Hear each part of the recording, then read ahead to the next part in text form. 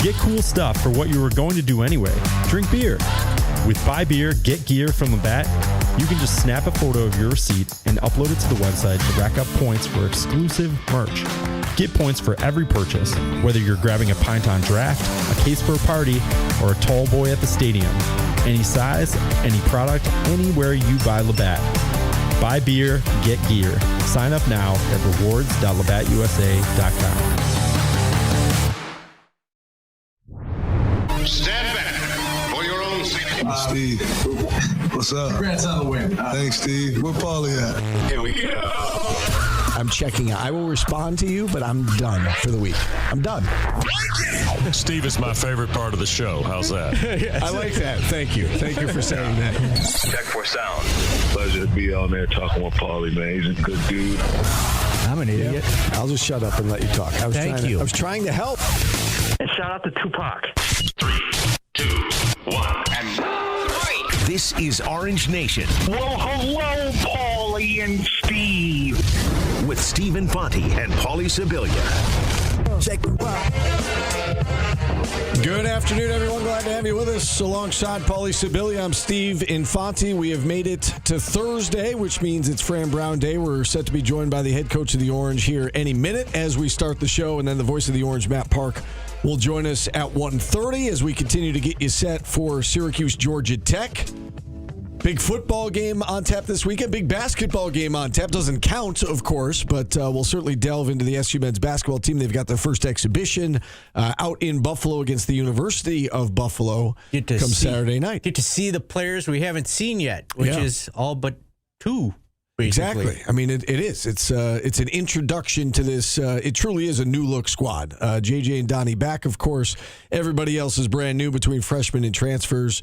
So we're all looking forward to that. Busy Saturday, and we'll get you set for it today. Full nine's open at 315-437-7644 after we speak with Fran Brown, who again will join us here any minute as we lead off the show talking football today, Paul. It's a bad day in sports too. Yeah, this gambling stuff is... it's out of control. It's a dark cloud over the sports world right now. The Chauncey Billups stuff is right out of a mafia movie. I was reading that indictment, because I'm bored and I read indictments. They had a poker scam set up where people were wearing fake contact lenses that could read the back of the cards. Yeah, that does sound like something out of a movie. Yeah, and they had x-ray machines under the tables. And it made me wonder, how does he get involved in that? Right. Were they using him as a bait to get people to go? Yeah, hey, come out to our car dealership and meet this player here. Were they using it that? Where they're hey, come play. Chauncey's going to be there. Yeah, come play poker with Chauncey Billups. Could be. I don't know enough about the details. I didn't even know the mafia was still a thing. Right? I thought the same thing. But it feels like this is going to get worse, right? And, Terry Rozier. I saw a headline that said that they weren't the same thing, but they were connected. Did you see that? It was all the same investigation. Okay, same investigation. Okay, all right. That's what it was. Because I saw the headline and I didn't actually see the details of the story. I know Rozier got arrested, right? And there's 30 others. I wonder if any other big names are going to go down during this investigation as well. But it does seem. Malik Beasley, right? He's still, I guess the NBA cleared him for the moment, but they supposedly cleared Terry Rozier about a year ago as well, and then he ends up getting arrested. So we'll see how that whole Malik Beasley situation plays itself out. It also concerns me. It's I know they have to investigate, and it takes forever. That means it just went on forever while they were investigating, too. It just continued to happen. Right. Right. And, you see the video. There's video circulating today. And I saw this last year as well. And a lot of the same clips are circulating. But there's a game where Terry Rozier, I think it was against the Jazz. And it's just clip after clip after clip from that particular game of him turning the ball over, taking bad shots. And it seems hard to explain. Yeah, betting you're under on yourself is probably the scummiest of the scummiest things you could do in that situation. Yeah, there's a report out that he told those closest to him that he was going to leave a certain game early with injury. He left 9 minutes in. And again, according to this report, and the accusations are that a lot of people around him put a lot of money on him to, hit his unders and made quote-unquote millions of dollars on one game taking unders on Terry Rozier. Right. And it's also a bad night for the NBA, too, because Wemby goes out and drops 40 and 15 on people, and nobody's talking about that because of the gambling. Yeah. He is like a video game. I said this, if he stays healthy, he might be the best to ever do it. Yeah.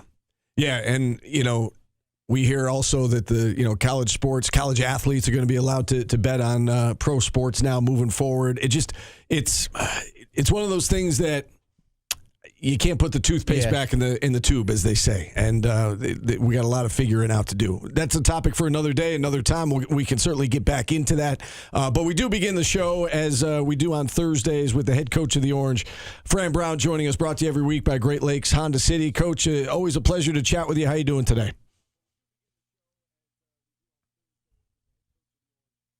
Do we have him, Paulie? I don't know. Okay. He might be muted. All right, Coach, if you can hear us, just keep talking here. We do not hear you. Now we got you now. There we go. There we go. So you're saying pro can bet on college. College can't bet on pro. College as of yesterday can bet. College can bet on pro. As of yesterday now, college athletes can bet on pro sports. So Yes. what about college coaches on pro sports? I don't know.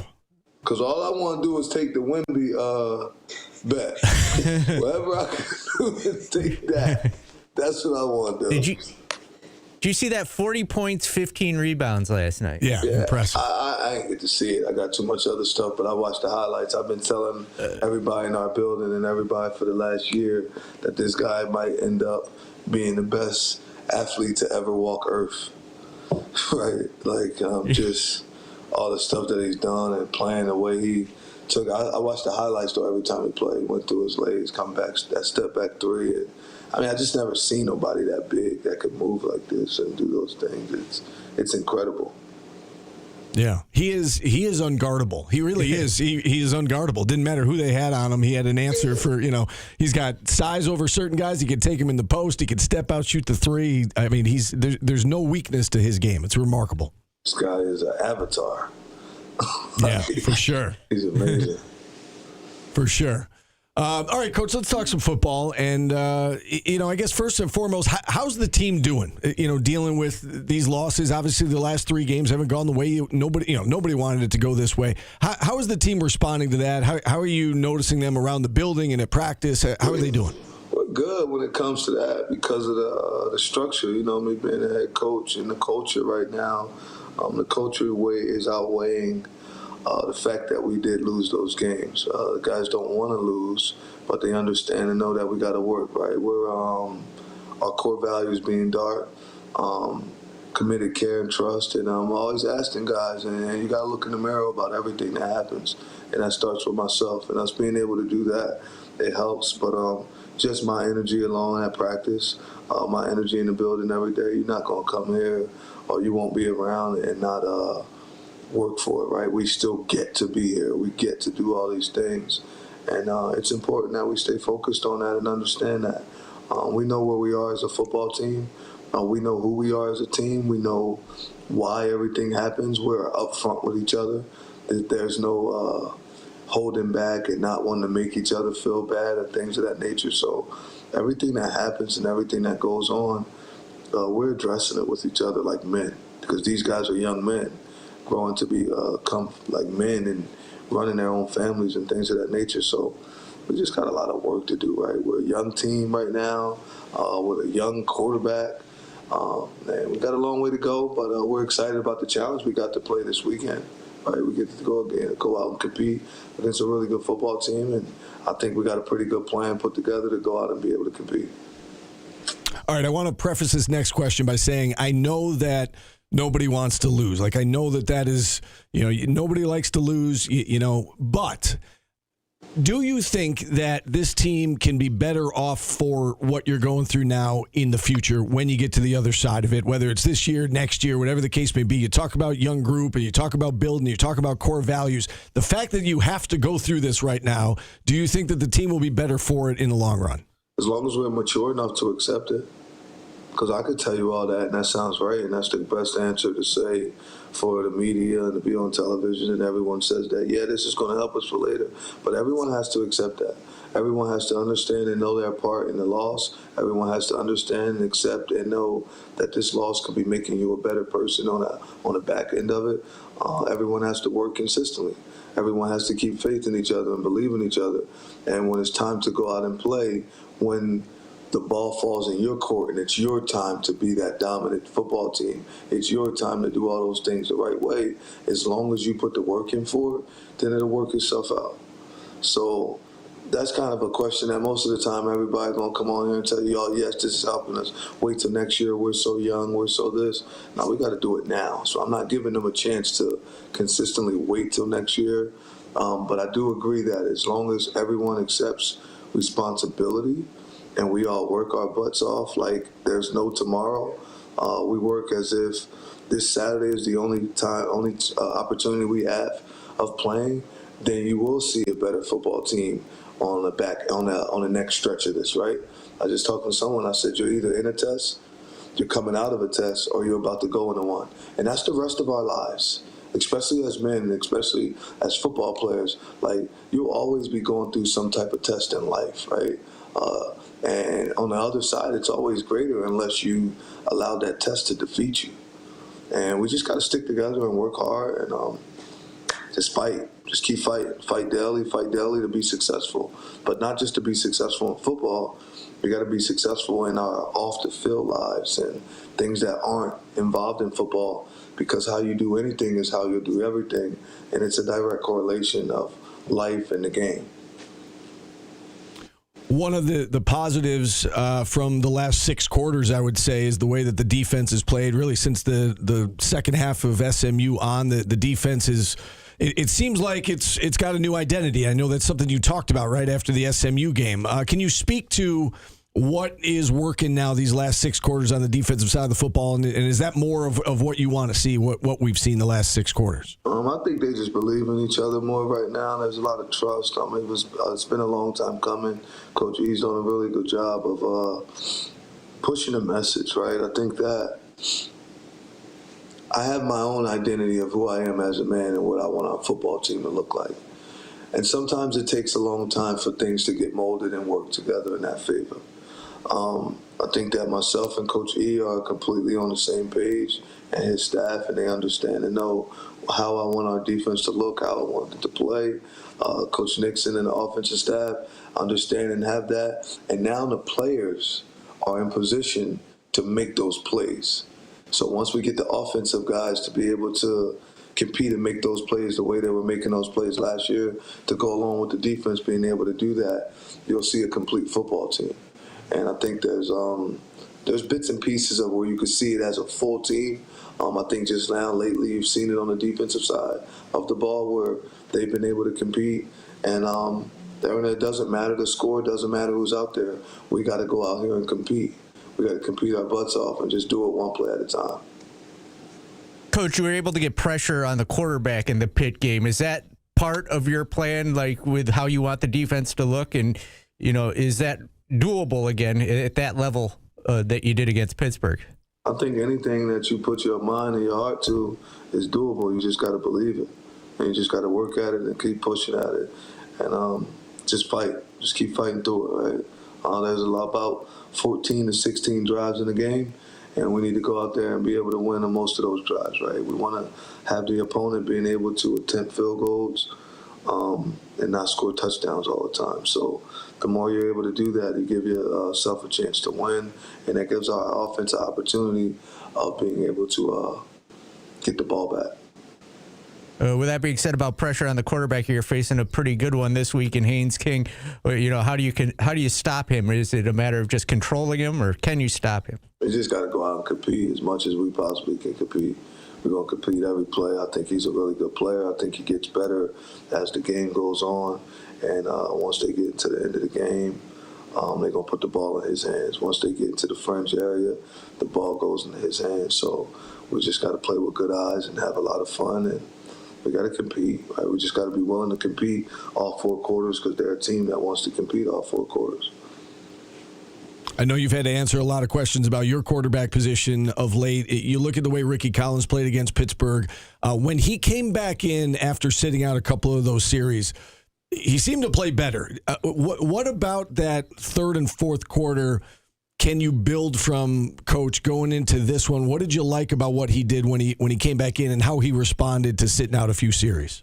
I mean, I think he responded okay. I think he did a good job. There was no more pressure, I guess. You know, you got to go out and play like that from the beginning. You can't worry about the pressure. You the quarterback. It's obvious I'm sticking with you and I'm staying with you, so go out and compete. Go have fun from the beginning of the game to the end of the game.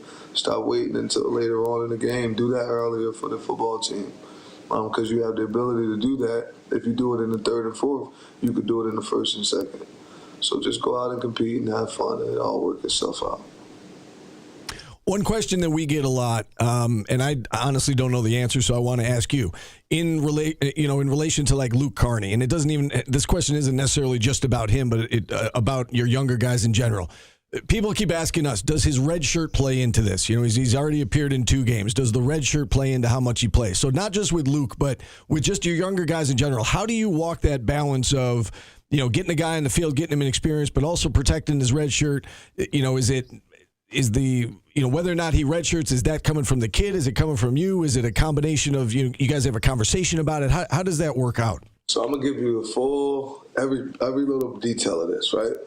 So that's gonna always come from me if he redshirt or not. If we need to put him in, he's gonna have to play. So that'll come from myself, right?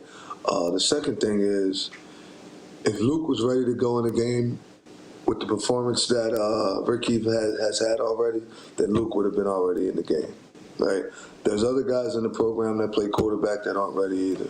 This is the reason that we went out to get Steve, because I knew that these guys weren't ready to go in and compete at quarterback right now. Ricky has gotten better every week, and we feel that Ricky gives us the best opportunity to go in and win right now. There's another kid in the program, I won't mention his name, that I think might be the better quarterback eventually as we continue to develop them and push them and get them to go, right? Luke has a package that he'll always go in and he can play. So Luke could do a good job doing that package. And there's a couple passes in there for him to be able to do some things.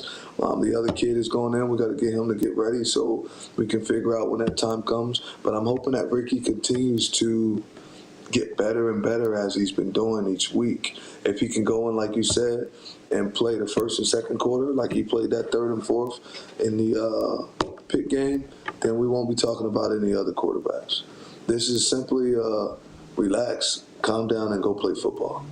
That's all this really is. But that tells you what it comes to all. Because everyone's wondering, when's he going to put the other guy away and do this? I mean, guys, if we could put the other guy in already, we would have done that, right? But I got to always try and do what's best for the S. I think since I've been here, just one time, I made a decision that I would say I shouldn't have. That wasn't completely best for the S. It was what was best to help our offense and their confidence when I tried to go at the end of that half against Pitt. We had 2 timeouts. It was the end of the piece, and I say, okay, let's go and let's go down and try to at least get 3. Let's go score, right? Once we didn't complete the first pass, I should have just tried to run the ball, knowing they had 3 timeouts, and maybe they would have done something. But I should have ran the ball 2 more times, and I feel as though that would have been what was best for the S. I made a decision to try and help the kids and help myself, right? That was all about me trying to go down and score and go in with it tied up at halftime because we practiced middleweight. We had 2 timeouts, 34 seconds. So that'll help you out with the quarterback, why I made that decision, where all those things is going on. But what we're trying to focus on is we got to go play the number 7 team in the country. Coach Key got them boys ready to play, so we got to go and compete. And that's kind of where we're at Syracuse football, what's going on right now. And hopefully that answers every question that everybody's thinking about and wants to know and have things on. I was as you were responding, I was thinking we should clip this, Paulie, and every time we get the question, we should just play this answer. So thank you, Coach, for clearing that up. Yeah, no problem, man. I appreciate it. And I do appreciate all the people and all the fans that are sticking with this kid and sticking with our football program. Guys, it's going to get better later. We're recruiting at a high level. Our players here are extremely talented. We got so many freshmen that can play football and sophomore, and you got older guys that are finishing their career out the right way, that are doing it right, that are laying the foundation, laying the program. Kevin Jobity just went, had 3 stacks. You got Tank, who's doing a good job consistently. We got seniors. You got Dan Villari, who's playing his lights out right now. Weatherspoon doing a heck of a job. So, I mean, when you just go across and you just keep looking at all these guys and the things that they're doing for the program and what we're doing right now, it'll only get better later, right? And we're having fun together, guys. Nobody likes losing. Losing sucks. It is never okay to lose. But as you are losing, you got to make sure that the life lessons in the loss are being taught so that way we can grow from it. And I think that the losses that we're going through, just follow me. Watch the adversity. This isn't just for my players. This is for the community also. If you say behind us, then watch me, follow me, and watch how I keep my chin up. Watch how we continue to work and we push. And everything will work itself out the way it's supposed to work itself out because of the faith and the hard work. Those 2 things will never leave. As long as you got faith and you're going to work extremely hard, I will get through the storm. We're in a test. And once we get out of this test, there'll be another test. That's just what God does in life for you to be successful. They happen all throughout just BC, AC, all times. It happens so much in life that I'm confident and comfortable that we'll get out of this test the right way and we'll come out on the other side and we'll be excited and you'll be happy about the program that you get to support. Really well said, Coach. We appreciate your time as always. Everybody in the chat loves your cardigan, by the way. That we want to pass along that we think you're looking sharp as usual. I know it's a big one this weekend on the road at Georgia Tech. Best of luck against the top 10 team. I appreciate that. Y'all be safe. All right, you as well. Fran Brown joining us as always here on Thursday. It's brought to you by Great Lakes Honda City. And, of course, you can head over to Myers Creek tonight for the Fran Brown Show. And with that, we'll take our first time out. Full lines open the rest of hour number 1, 315-437-7644. We are back after this on ESPN Radio. Point Guard Advisors and Burdick Ford are proud supporters of game day radio coverage of Syracuse football. We are the pulse of the Orange. How's everybody doing today?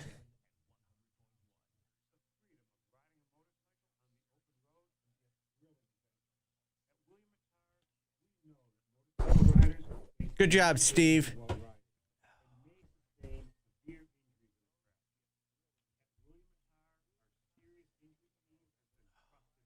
Seriously, can we clip that answer? If we could play somebody else, we would. How many coaches have we heard say that, though? Like, every coach has said that? I don't know. The way he just said it was like, listen, this is the truth. And he just spit the truth at us. Jim Boeheim said it a billion times. People don't listen, but still.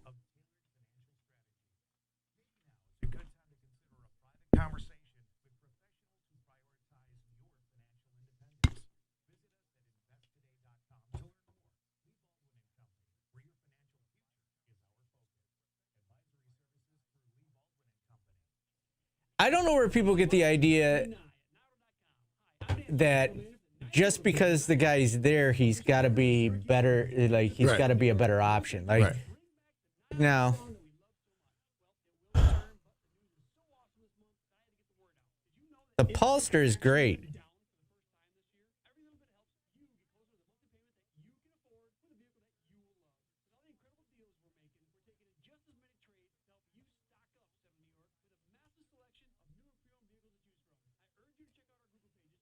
I'm always great. I get to talk sports for a living, even though I know nothing about them and I only know about music, Steve.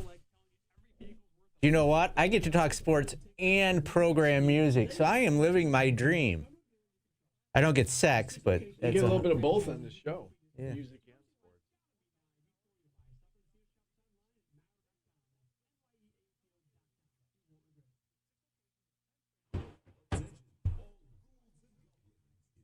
I'm just regurgitating what the chat says about me. I get to talk sports, I get to play music, and I don't get sex. My life is grand.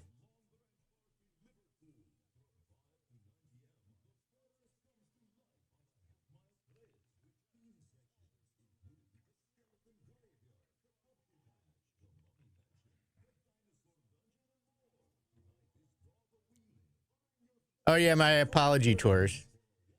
Steve's the apology tour because he's a media member. I'm just a talk show host.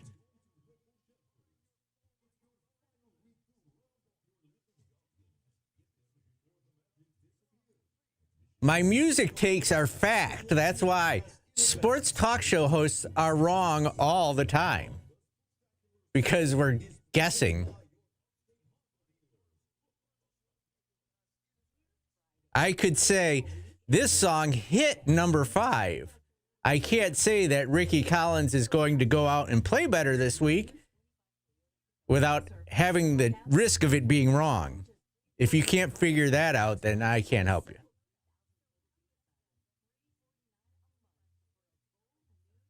Oh, my God, Philly's Most Wanted. I admit my shortcomings all the time.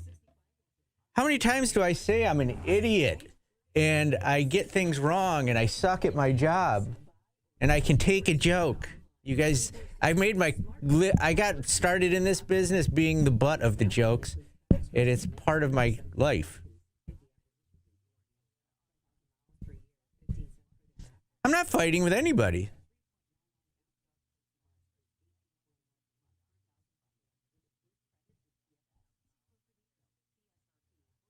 Thank you, Ricky. Height challenge. Yeah, short jokes. I spent my whole life getting made fun of because I'm short and never get sex.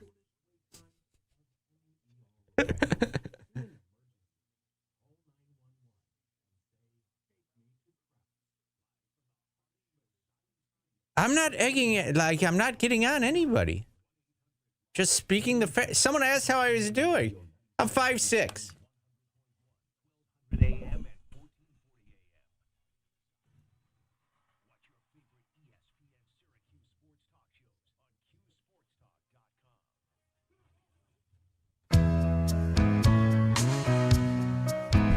My favorite yacht rock song, Steve, and I'm taking liberties, all right? Because yacht rock ends at 1984, and this came out in 86.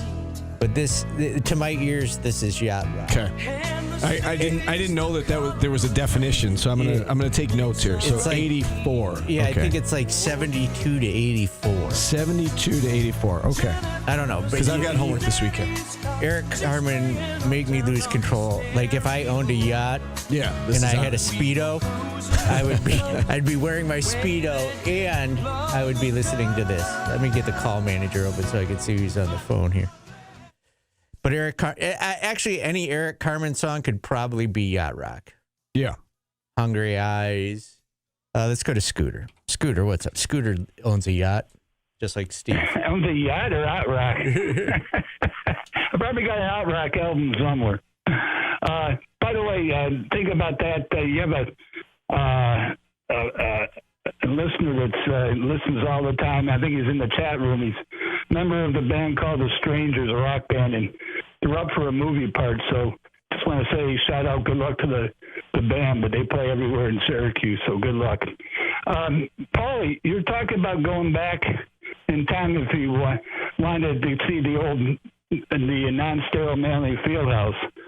And I suggest if you ever did want to go back and take a look at it, the 1973 St. John Syracuse game. It was February 14th. It's kind of put Syracuse on the map. St. John's came in 9th in the country with the nation's leading rebounder. And you talked about adrenaline.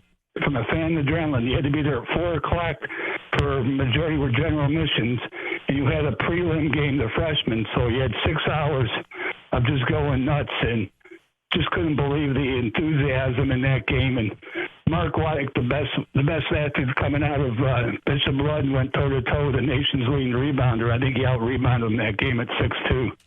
But that game there had everything. Drop kicks by Mike Lee into the crowd, which the referees never saw.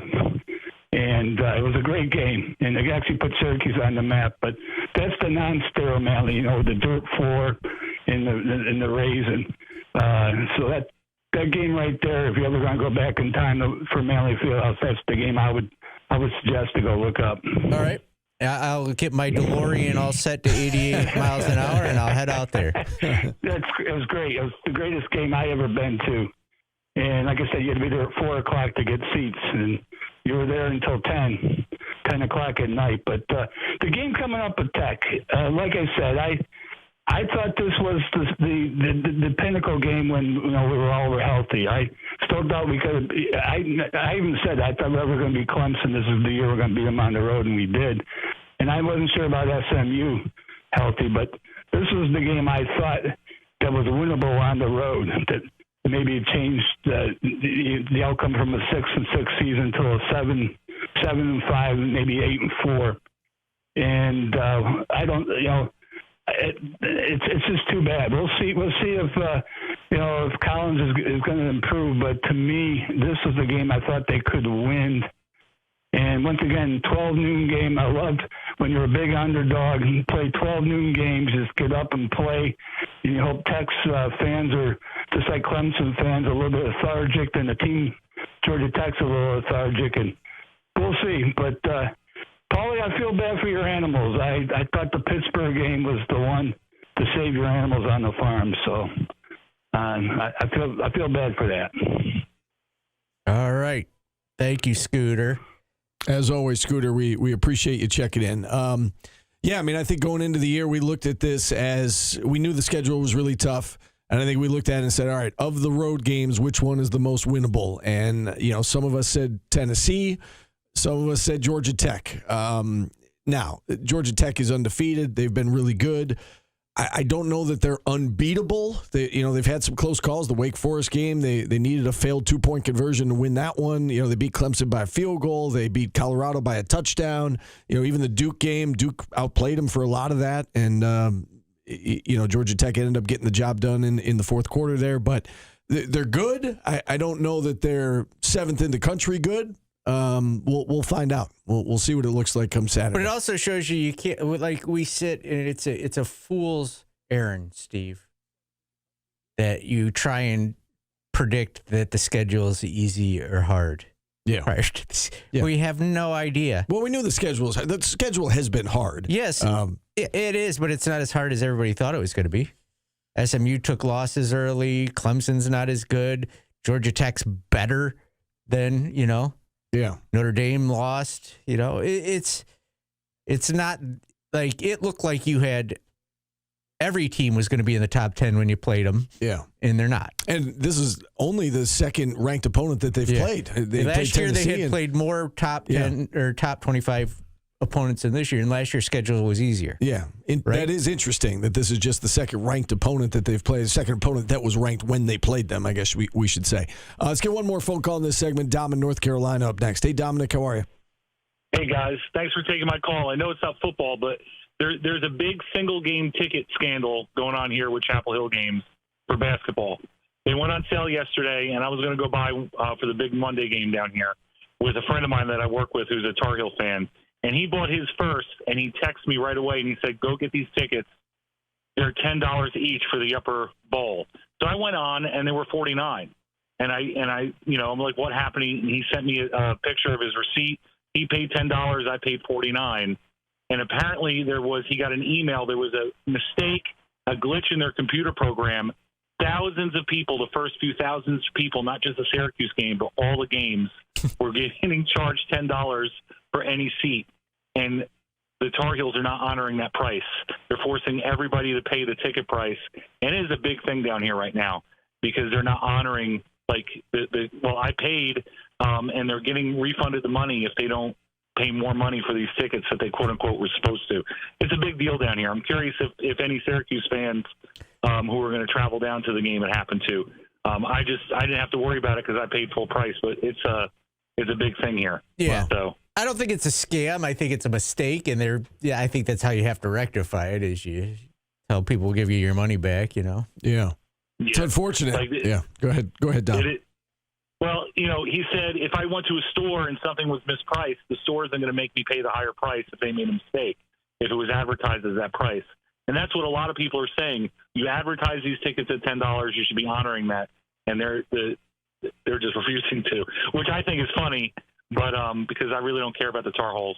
But but I paid the $50 and I'll be at that game. Well, hopefully I'll see you down there, Dom. Yeah, well, I'm in the upper bowl. I'll get binoculars and I'll wait for you. I will go up to the upper bowl. I'm not like Steve. I mingle with the nosebleed fans. It does feel like I understand Dom's point. Like, it does feel like once the transaction is made and complete. Yeah, that I get. Where they should have just cut it as early as they possibly. Yeah, like, we saw it. Right. It was our mistake. But if you were late in catching it, yeah. Yeah, I mean, the transaction's done. You have your tickets. I don't know. I feel like they should honor that and chalk it up to. And I'm guessing whoever made that mistake, don't do that again. I'm guessing they talked to a lawyer at some point and they said, you can do this. Oh, I'm sure. Yeah. No, I'm sure. Especially in this day and age. I'm sure that happened. All right, we're running a little bit behind here. Fran Brown's interview, by the way, that was our opening drive brought to you by Burdick BMW of Cicero. We'll take a timeout here. Phone lines remain open the rest of hour number 1. We're back after this on ESPN Radio.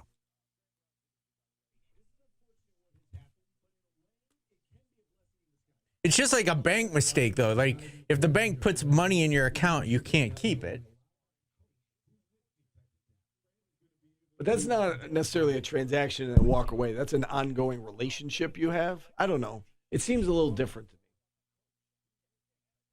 Remember when you used to have to go to Sears or Kaufman's to buy your tickets, Spatch Louise? Spatch Louise, are you stuck in like the 80s and 70s right now? What's going on in your life? You okay? When I start playing these yacht rock songs, you're going to be like, oh, this is the number 1 song in the country right now.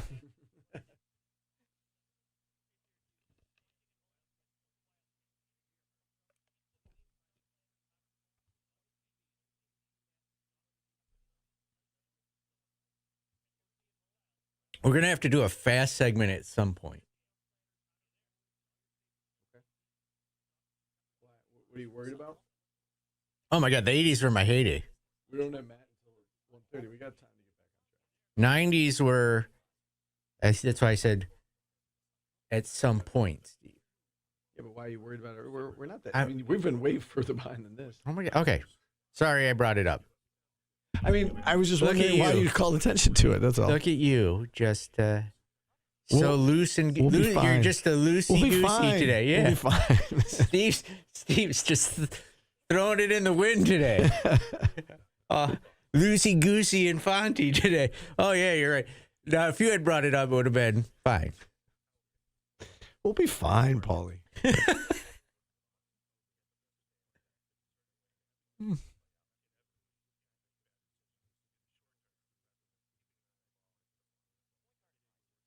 Rosanna is not on my list. It's not your list. Maybe it's on Steve's list. It's not one of my favorites. Rosanna, if you did best drum song, I would do that. That would probably be number 1 on my list of best drum song. I think we've had that discussion before. Steve's high. That's funny. Steve's on the weed.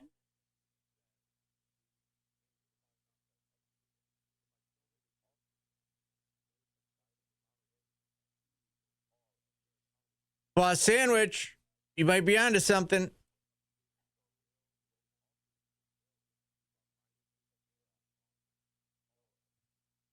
Baker Street did not make my list.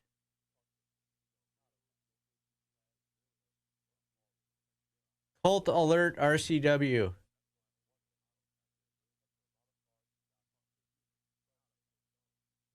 How are you today? My chat completely. Oh, it's just. I don't know what's going on in my chat.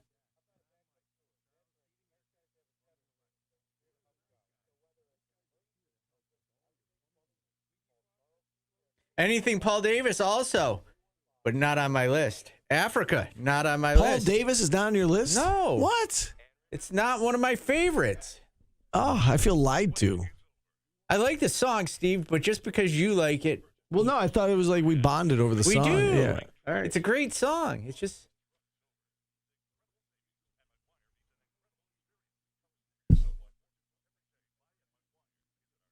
Today we're talking about yacht rock, Michael Antonio.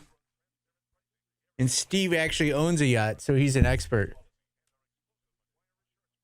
He has a helipad on his yacht, so he can leave to go to Illuminati meetings.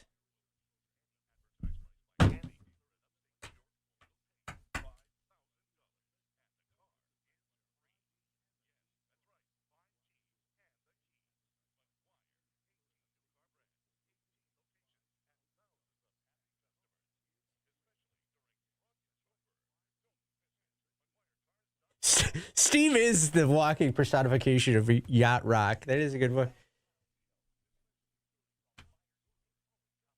I would be Dr. Demento songs.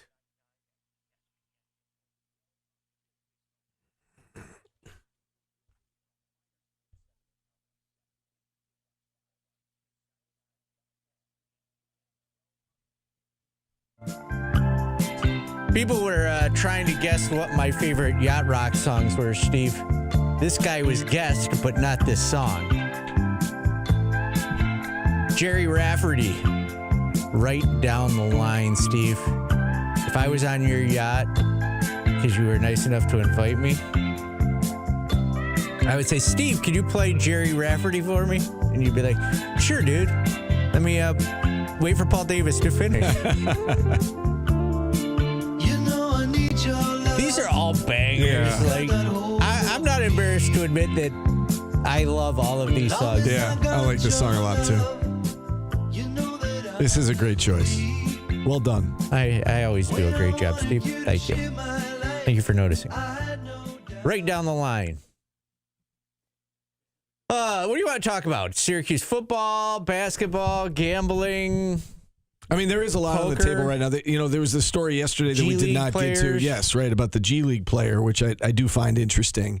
Why don't we go there next? Because we didn't get to it yesterday. I'm sure everybody by now has heard of this story about London Johnson, who has spent the last 3 years in the G League and now is all of a sudden eligible to come back to college. And he's committed to Louisville, and he is going to apparently enroll at school this year, but he's going to sit out the rest of the year, and then he's going to have 2 years of eligibility left beginning next season. And so a lot of people are up in arms about how can this happen? Why is this allowed? Coaches have even talked about, I didn't know this was a thing. Tom Izzo went on a rant yesterday for about 5 minutes saying that we had no idea that this was even a thing. And, here he is committing to another school. You want to play Tom Izzo? Here's Izzo's thoughts on it. I'm going to get myself in trouble, but I listen to people talk of how kids changed.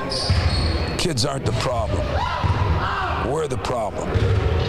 I am not real excited about the NCAA or whoever's making these decisions without talking to us, just letting it go because they're afraid they're going to get sued. So I am going to call Magic tonight. I'm going to call Jaren Jackson, Miles, Gary, Max. This just goes to show you how ridiculous people that are in power make decisions. I mean, well, what about the freshman you recruited there? That's somebody's son. And he thinks he's got himself a good place, and all of a sudden, shazam, they pull out of their hat and bring a 21 or 22-year-old in. To me, it's ridiculous. To me, it's embarrassing. And whoever made those decisions, because they're afraid that a lawyer's going to sue them, sooner or later, you got to fight the fight. All right, so I understand why he's upset. Coaches are upset. I think fans looking at this are upset. Now, I don't know how big of a deal this is going to be moving forward. I think this is a unique circumstance. We've seen he's the second player now who's been able to do this. And part of it goes back to the G League Ignite program that is no longer exists. So when NIL became a thing, the G League Ignite program kind of ceased to exist. And so he is one of those players that skipped college. He went from high school to G League Ignite. He played 2 years within that program, and then last year was his third year in the G League. He played a little bit, but he never went to college. He never went through the NBA draft process, and so it seems like that is why he is allowed to play. And he's within 5 years of his graduation from high school. What I read was it was because he made $40,000 or less. Well, no, this guy actually, why he. So this guy actually didn't. London Johnson actually made well more than that. Oh, did he? So yeah, so the $40,000 that you're talking about, that is what the average G League player makes. And so they're saying that if somebody makes an exorbitant amount above that, there's talk that they may have to give some of that money back if they want to be eligible.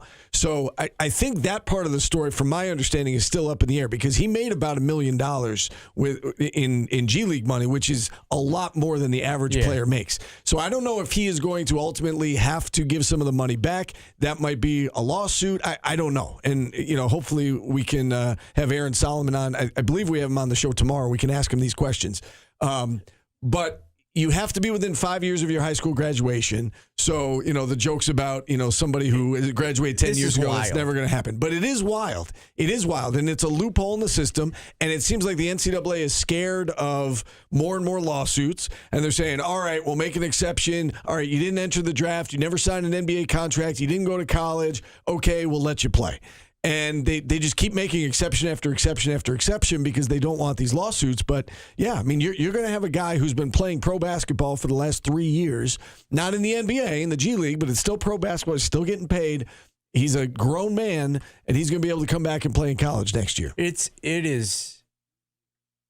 I don't get it, but I also then look at Luke Fennell.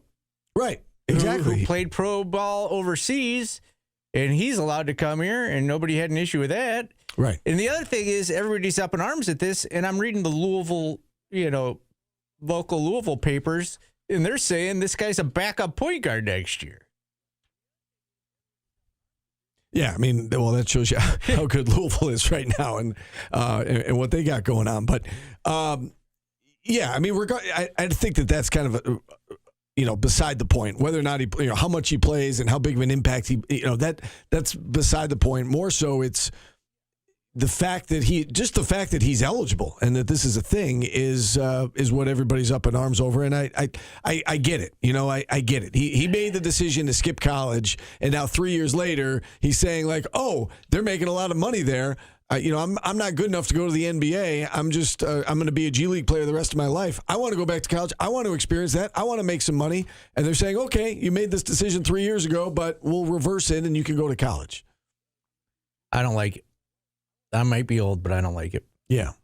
I don't like it either. I really don't. And it's, there are plenty of players who missed out on the NIL era, right?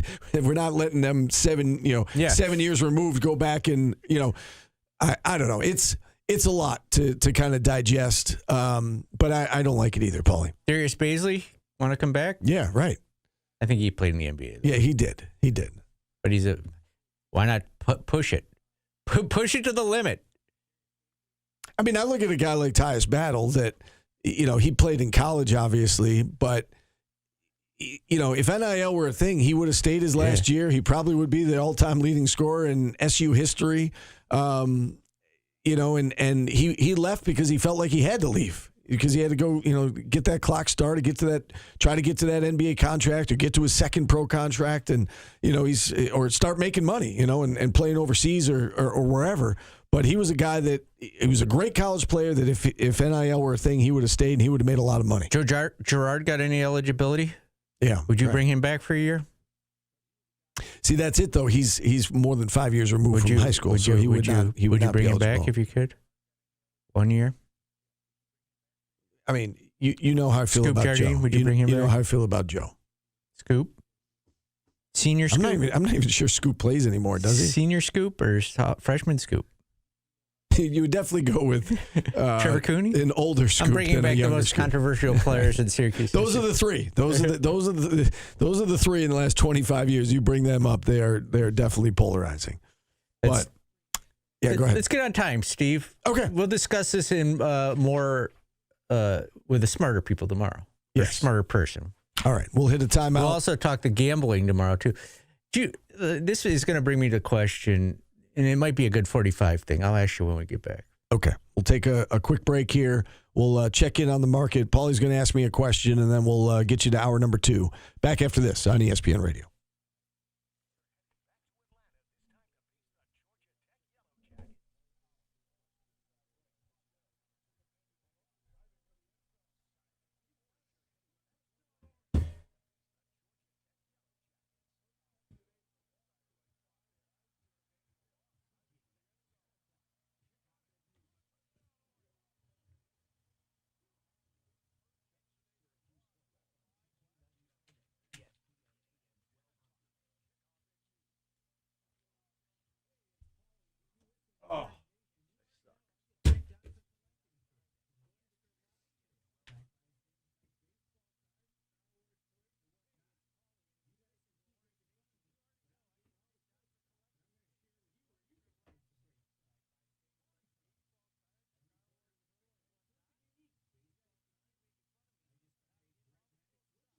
I was just looking at my schedule for the next 3 weeks, and I hate my life. The whole that's as far as I went. It's just the next month and a half are insane. Steve, you feeling that? Yeah, I mean, the crossover is always really busy. There's a week where I have like a coach's show, a game, a football game. I get summers off. That's news to me. I still work 5 days a week during the summer. Steve, did you know we get summers off? We do? Yeah, Kevin for Liverpool. It's not even the traveling. It's just like, ugh. Home game. Even if there's a home football game and basketball game in the same week, it's a nightmare for me. Just setting up both. Love my job, though. Year 26, Steve. Yeah, I feel that. Don't yawn during our show. Bad luck. You don't care about this show. I do care about it. I'm tired. I work until midnight. How late do you work? Oh, on nights, there's NFL games and stuff. I have to stay up and make sure the broadcast ends and transitions back.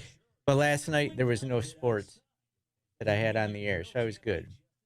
There was a Crunch game. Crunch lost for the first time. Thanks, Philly. I got hit by a bus, it felt like, the other day. Just I woke up and I was exhausted and tired, and it was yesterday. I don't felt like it was the first cold day. Every muscle in my body ached.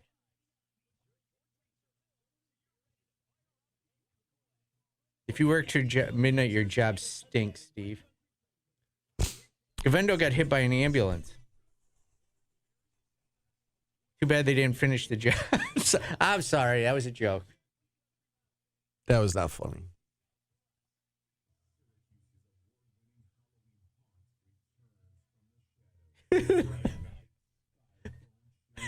Thank you. Got him.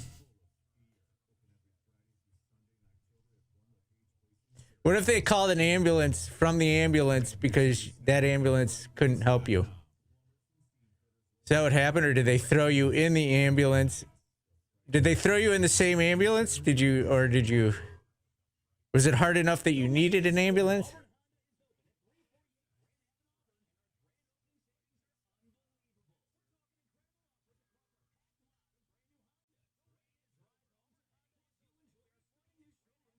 You got hit on a sidewalk? That'll teach you. Don't ride your bike on the sidewalk.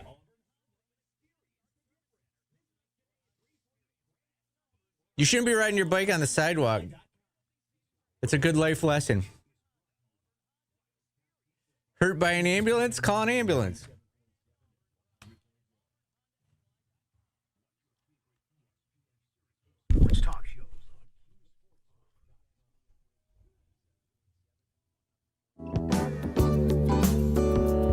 The Little River Band makes my list of favorite yacht rock songs, Steve. Another banger. Reminiscing. All right, with that, let's check in on the market, shall we? Let's bring on Bill from Lee Baldwin and Company. If you own a diamond, you might be able to buy a yacht. You could. You might be able to afford a yacht. Yes, very good. Rock, Bill, what's going on? We're having a pretty good day. The Dow's up 128. All the averages are higher. We got plenty of earnings coming out. I don't know why, but Thursday's always a big day for earnings. And the diamond side, we're going to go with Honeywell, a big blue chip conglomerate, trading up a few percent today and better than expected earnings. Their aerospace division is leading the charge. And then not many stocks lower. IBM is a dog today, down 1%, but on earnings and better than expected earnings. So more profit taking there after a big run this year than really any weakness in the stock. So overall, another good day. All right, Bill, that's what we like to hear. Thanks for coming on. Thank you. All right, Lee Baldwin and Company. All of the diamonds, none of the dogs. Be sure to visit leebaldwin.com. All right, Paulie, you said prior to the break you had a question about gambling that you wanted to bring up. Yeah, it makes me ask you this question because you're a wholesome human. And it's making me do all these gambling stories from Ohtani to what's going on now to what's happened in the past make you question sports? Yes. I was actually thinking about that today. Like when the Bills lose to the Patriots, do you go, how does that happen? Yeah, what in the hell's going on here? Yeah. Yeah, and it's not good. Honestly, I would say that most of the time, I would assume it's just like those things happen because it's sports. You know, it's we're human beings and athletes are going to make mistakes and, you know, you're not going to have a great night all the time.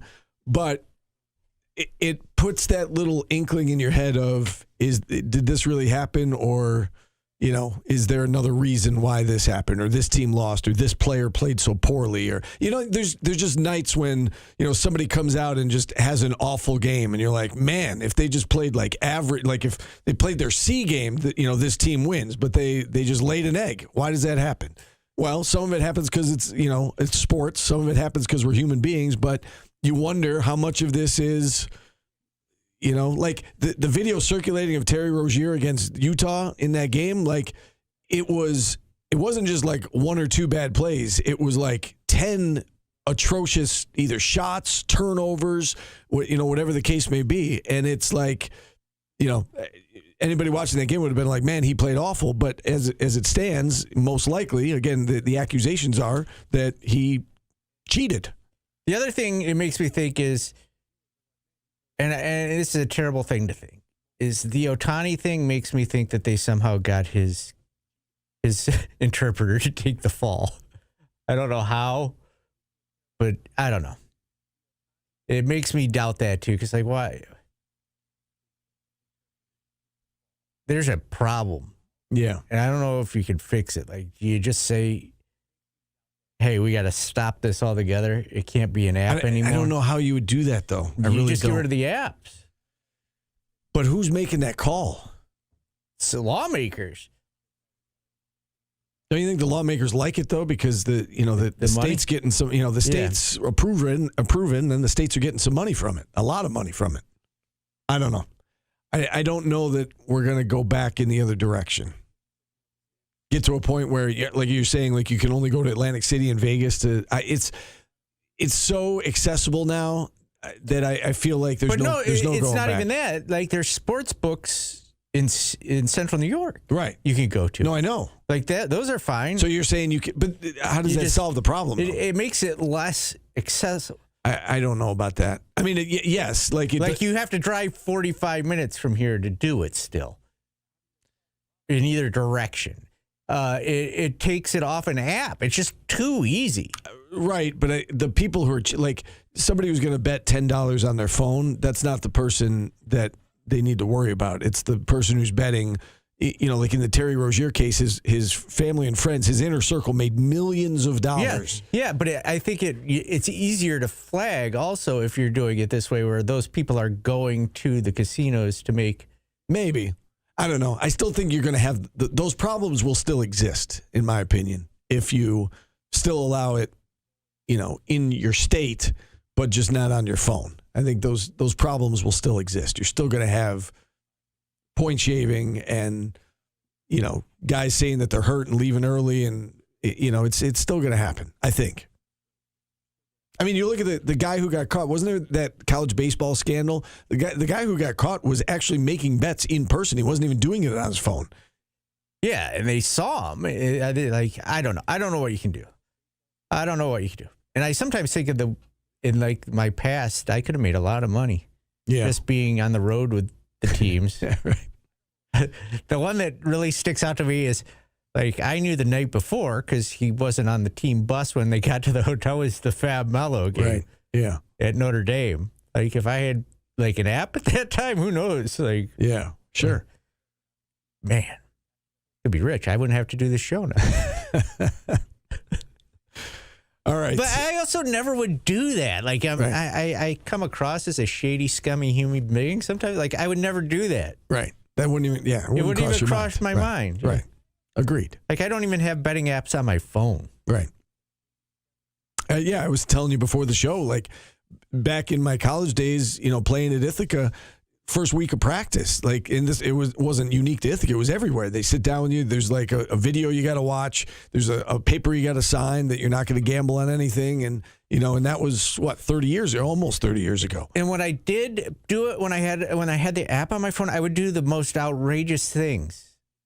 Like my bets were, you know what? I'm going to pick the SEC today. And I'm going to bet every game in the SEC and put $1 on it and see if I can win $10 billion. Yeah, right. It is. It's like I it's bet like on Jake Cronenworth to get a hit every day. Every day, I'm aware. Yes, we talked about it every day on the show. Jim in Pennsylvania up next on the show. Hey, Jim. Hey, guys. How are you? Good. How are you? Hey. Good. I'm doing okay. Other than all this stuff, you guys are bringing me down. I know it's the state of the world in general, but the stuff with the money in sports, and I don't know what the answer is either. When you said, "How do you get the genie back in the bottle?" I think Paulie is right that I think legislators probably need to revisit this and figure out what can and can't be, and maybe some limits. The same way with athletes, I don't want to sound like a broken record. I know I've said this before, but 50 years ago when my brother was there on the basketball team, I've told the story that, he didn't have $10 to take a girl out on a date. My dad, we lived poor family in a row home in the city, and my dad wired him $10 to Western Union. It was the last $10 he had to his name to his next payday. Like, the university's been making money for decades off of collegiate sports. The athletes should get something, but where things have now gone for everybody, the universities, the TV networks, obviously, even the kids, to a point where this gambling stuff is happening in the pros, but it's coming to the collegiate level too, because how much longer can people go, hey, I'm the strength and conditioning coach, and I'm making $75,000 a year, and there's an athlete on the team making over $1 million, and I know he missed curfew the night before a game, and I go to him and say, hey, you don't want to be telling coach that, do you, by the way, because if, I have to. I mean, those opportunities are out there where kids are now millionaires in some programs and big-time collegiate programs for football in particular. It's just the doors have been opened, and in terms of the values, it isn't just money. I mean, right? I mean, money is what's driving it. But I don't want to get deep and Paulie and make it too serious here. But when you have people like Pat McAfee and Dave Portnoy, and they bring in this professional wrestleization of sports, and everything is a joke, and we're ruining the lives of teen girls. I'm a dad, but when these guys are including in sports stories about some teen girl so that she has to go into hiding and everybody listens and it's funny and aren't we great, we tune in, there's something to be said, just as human beings, where we are with our values. I watch sports for entertainment, not to gamble, but clearly the gambling and the money and everything is just taking this thing in the wrong direction, and somebody needs to step up and try to work, or multiple people need to step up and work to figure it out. And I understand that, Jim, and I appreciate you checking in. I agree that something should be done, or it'd be nice if something was done. I don't think there's any chance that legislators are going to get together and say, you know what, we need to go back in the other direction. Just while he was talking, I just Googled real quick, okay, the amount of money that was wagered last month in the state of New York versus 2019, which is prior to the pandemic, prior to everything being legalized in terms of online gambling. So just to give you some ideas money-wise. So in September of 2019, the total amount wagered in New York State was $730 million. Okay? I'm going to throw a lot of numbers at you, but bear with me. $658 million of that was the lottery. Okay? The rest was going to a casino or going to horse betting. Okay? Last month, in the state of New York, $2.3 billion with a B was wagered in the state of New York. Lottery That's sales. a problem. Hang on. So lottery sales, $658 million, almost identical, very similar to the number that I gave you back in 2019. Gambling in a casino, sports gambling, blackjack, roulette, a mere $57 million. The rest, $2.29 billion, gambled on. Online. If something big happens, the lawmakers will do something.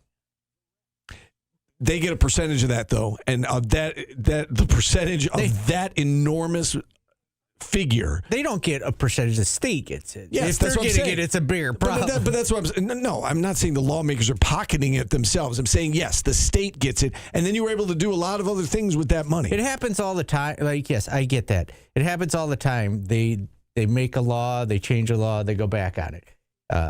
Alcohol. It happens. But again, I understand what you're saying, but there's a lot of people, a lot of different services and programs that are sitting there while this is happening. Yeah, if they can't figure it out, you got to stop it. Yeah, somebody's got to stop. I don't know. It's a lot of money though for the state to just throw up their hands and say, you know what? We got to fix this and take that money off the table. So that's what I'm saying. So we're not talking about a little bit of money. We are talking about a lot. I know, but if there's an NCAA issue, it's going to change. Who's going to change it, though? I'm telling you, lawmakers. But who? Because right now it's in the hands of the states, right? So each state gets to determine what they want to do. So if it's an NCAA thing, you would think that that's going to come from the federal government. So how's that going to work then? They're going to take it out of the hands of the states and say we're making a blanket policy? Yeah, no, I think states will make the changes too. I'm hoping that's what'll happen. I don't know. It seems like a lot of money that I don't know. I find it hard to believe that states are going to look at it and be like, yeah, you know what, this isn't good for us. And also, all it takes is somebody at FanDuel being involved in it or ESPN. Like, it's funny for me right now, like we're sitting here talking gambling and we're an ESPN affiliate and ESPN's got, we're complaining about it and ESPN's got its own betting. Like, how can anybody with the ESPN name over their head say, oh, this is bad when your company's doing it? Right. Yeah, all right. We fell behind it. It's a very interesting topic. I ask good questions, Steve. Yeah, no, it is a good question. I don't know what the answer is, and we'll have Aaron Solomon on tomorrow, and hopefully he can shed some light on this for us. But I don't see the states reversing, and saying, just kidding, we're not going to allow online betting anymore when they see $2 whatever billion being brought in. Maybe they get rid of prop bets. Maybe. You just bet on the outcomes of games, but then you go back to point shaving, and if you're worried about cheating, that's harder to do. I mean, Terry Rozier, it seemed like he did okay with it, All right, we'll take a time out here. We're back after this on ESPN Radio.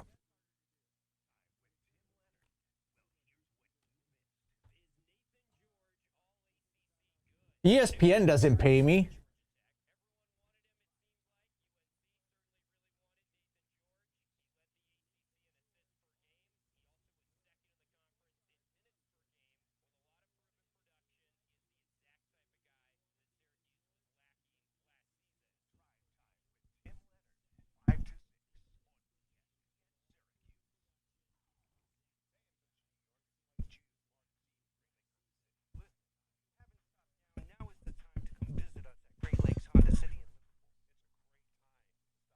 It's also scary that guys that are in net worths of $10 million or more are still doing it. That's what's.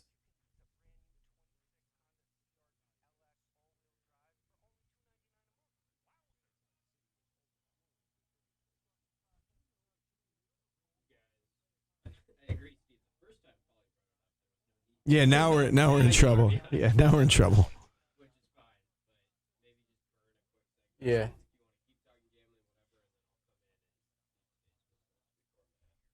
All right.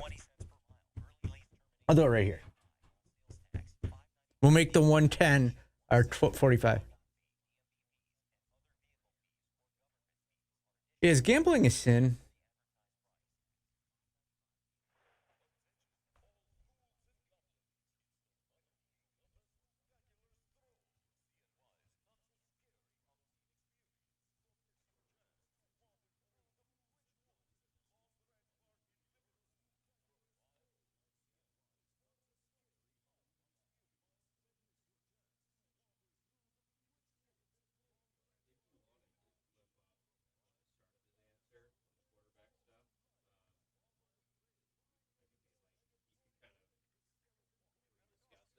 Say that again? Like, if you want, just for a quick segment, I did flip up the start of his answer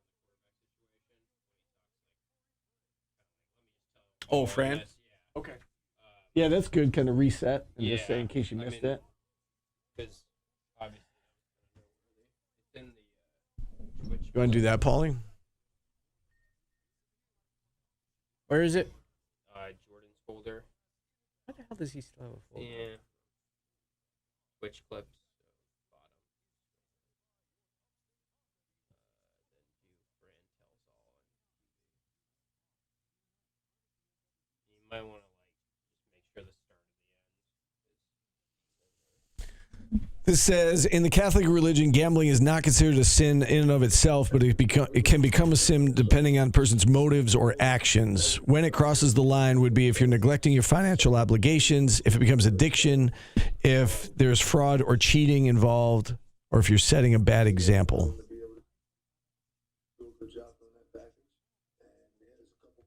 That's according to Google. It doesn't. That's a bad clip, guys.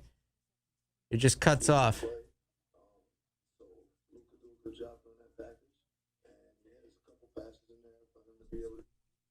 All right, I'll just end it there. That's why I said just cut the end. Oh. There's no way when we cut it. You don't tell me what to do.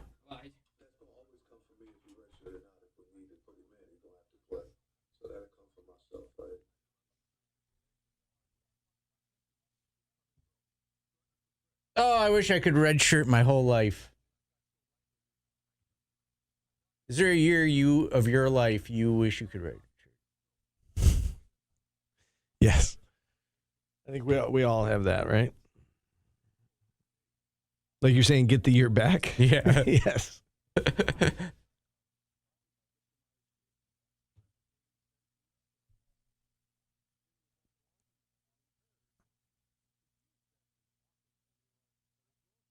Who's the patron saint of gambling? I don't know. Let's find out. I'm going to start praying to him. St. Anthony's like the patron saint of lost causes, right? No, and miracles. And Mary is who you'd probably go to. Patron saint of, I don't even know how to pronounce this name, but there is a patron saint of gambling. Is it to stop you from gambling, or?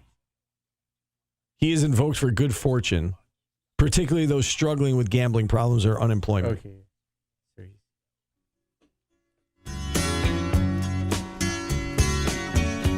Paulie's favorite yacht rock songs. Steve, hour number 2 is underway. We're way behind. Sundown by Gordon Lightfoot. Gordon Lightfoot. Good choice. Famous Lightfoots. We're behind, but let's do Gordon. this. Yeah, right. That's why I was doing it. That's why I was doing it. Gordon. Okay, we're done.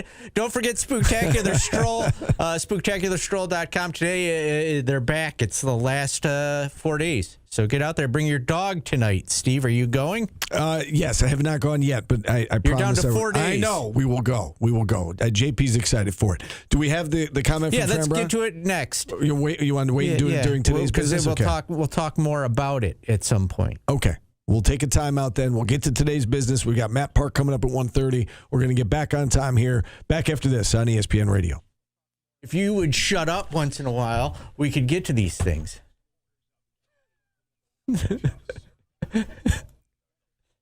We're behind, Steve, but I got a question that's going to take us 20 minutes to talk about. So I did the opposite. I did famous Lightfoot, Steve. That was the end of the first hour. You're like, we don't really have time for this, but let's talk about this massive topic of gambling. Okay, I'm sorry I talk sports. You know what? Do it in 30 you know what? I'll seconds. stick to bullshit.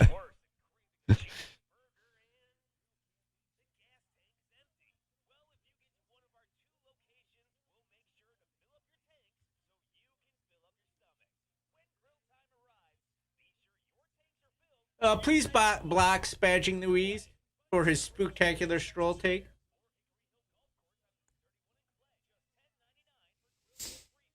The patron saint of gambling is one of the few I don't know. Yeah, I don't even know how to pronounce it. What is it?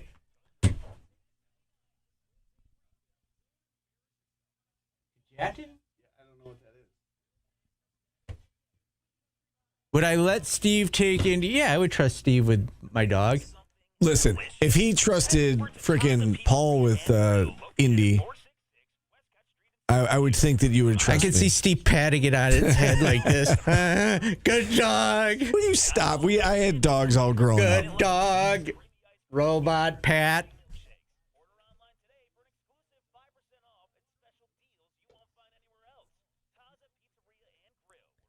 No, Steve, if you would let me babysit, because that would be a good question to ask.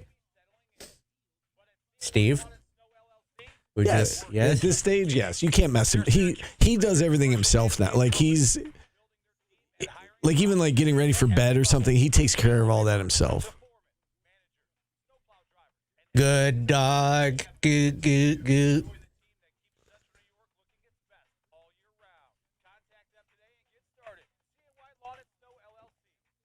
He'd make Kim pick up the poop.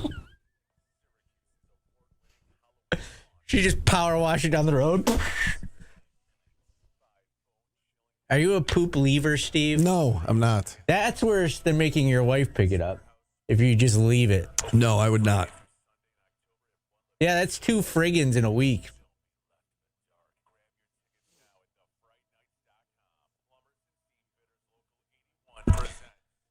It's getting to be that time of year, too, when Indy poops, the steam just comes off the road. Like, you can see the steam. It's a steamer, literally. That good morning steamer.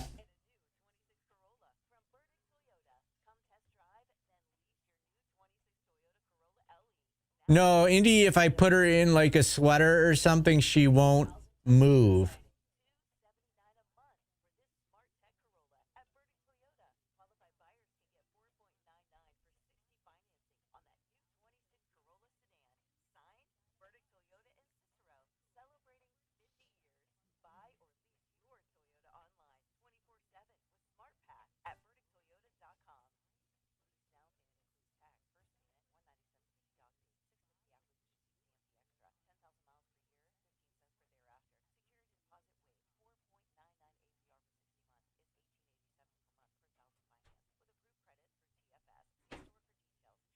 Clock management skills there, Paulie.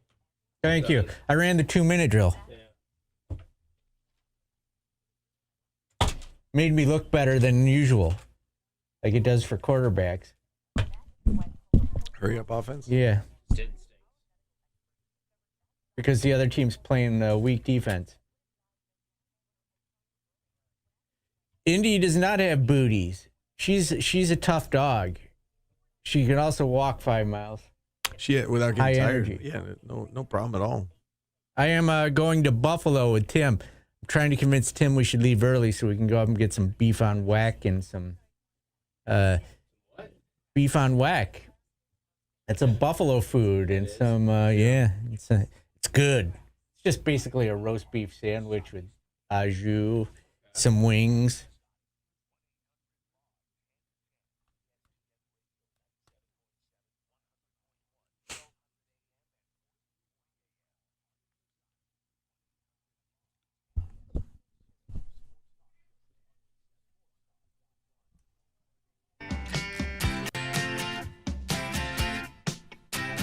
Thunder Island by good old Jay Ferguson.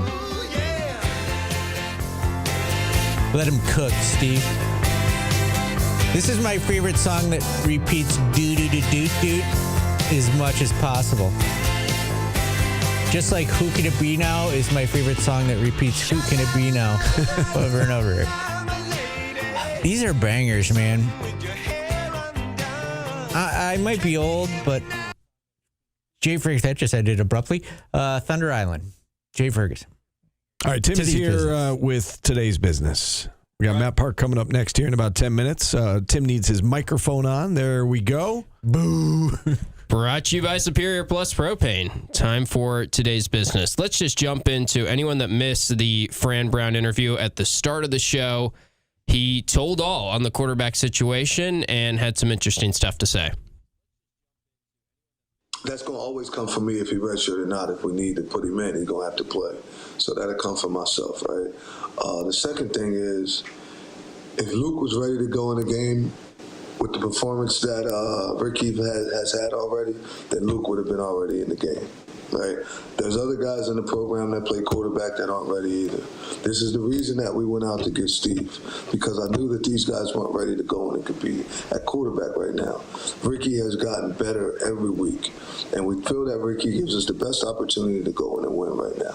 There's another kid in the program, I won't mention his name, that I think might be the better quarterback eventually as we continue to develop them and push them and get them to go.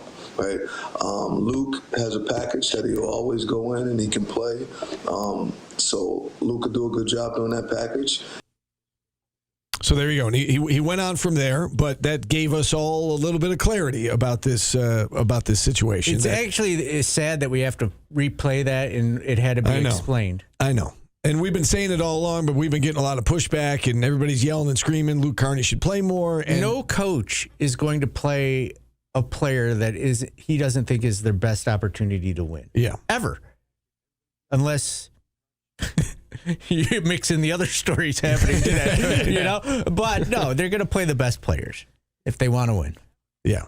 I will say, just to prepare you, because I'm sure some callers on future shows will now have theories on who that other quarterback is that Fran was sort of hinting at there. You've got Jakari Williams on the roster, which we've talked about him. I actually got a caller on my show yesterday that said, what about Jakari Williams? Why is Try everybody. Right. But it's not a chemistry lab, Paulie. Yeah.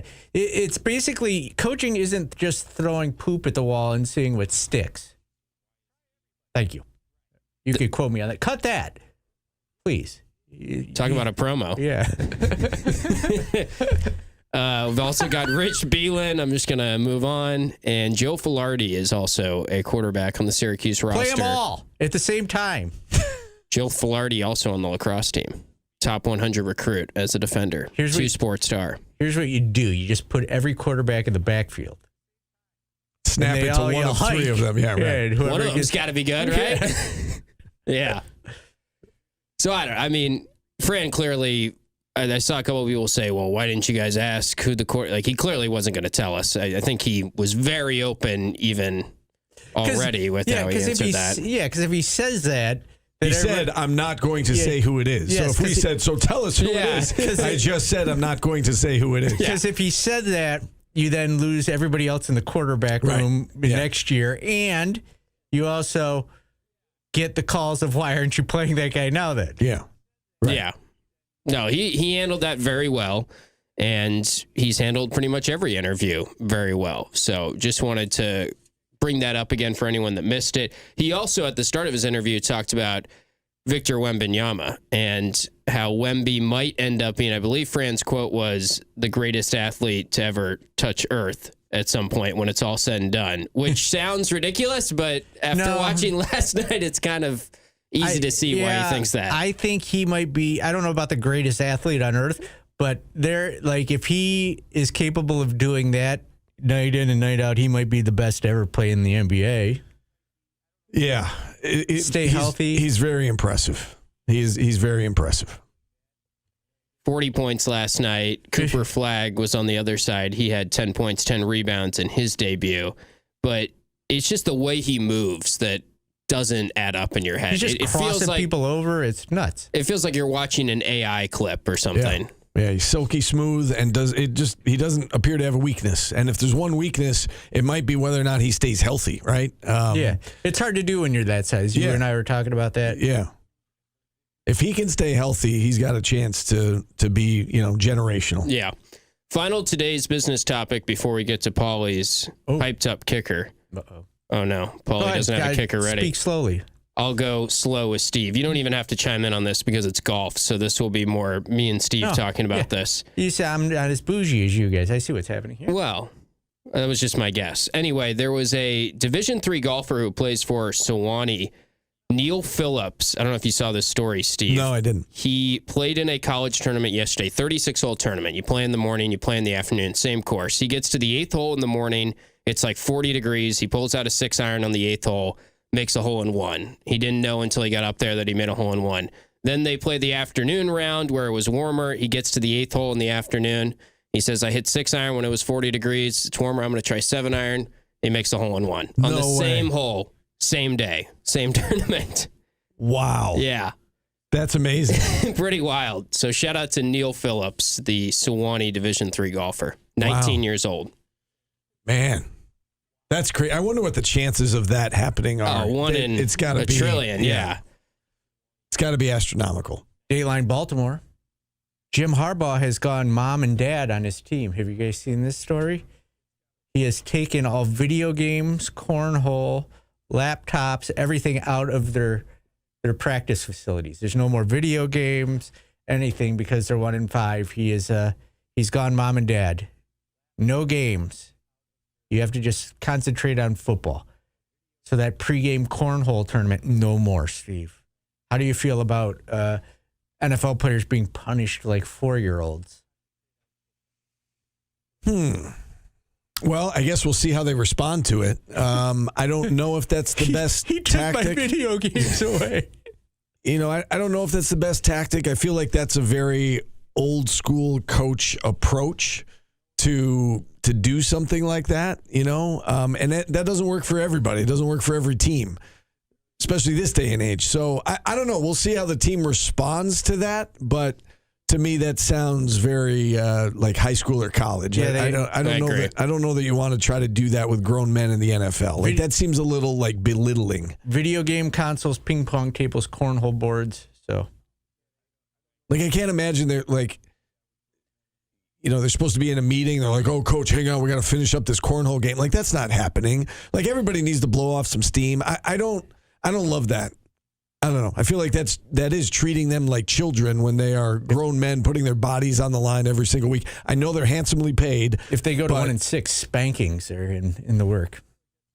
Well, they're getting Lamar back. They're big favorites this week against the Bears because of that. Yeah. They're 1-5. The Bears are 4-2. I think they're 6.5-point favorites, which has probably never happened record-wise to see that spread. But I mean, I don't know what kind back. of punishment you could give the Jets this year.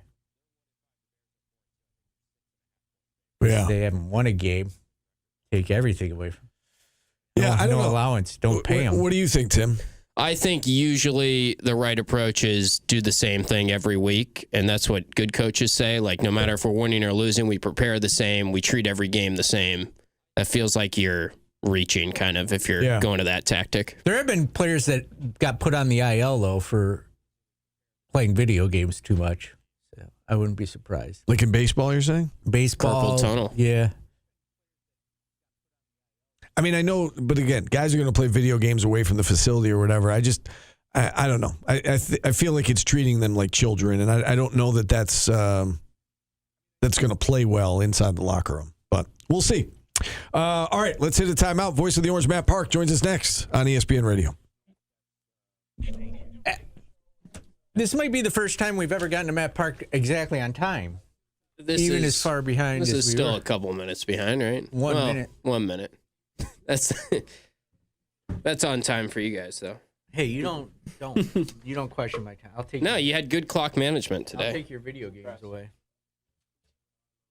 I don't even play video games. Who was it that got hurt playing video games? Can't remember. Well, they always joke about Kyler Murray. I think David Price got carpal tunnel. The worst sports injury that was not sports related I ever heard was a guy was cleaning his ears in the dugout and someone bumped into him with a Q-tip in his ear. Jesus Luzardo broke his pinky while punching a video game. Video game injuries are on the rise. It was Jesus Luzardo. It does sound like an Infante injury. What'd you do? Oh, World of Warcraft got me.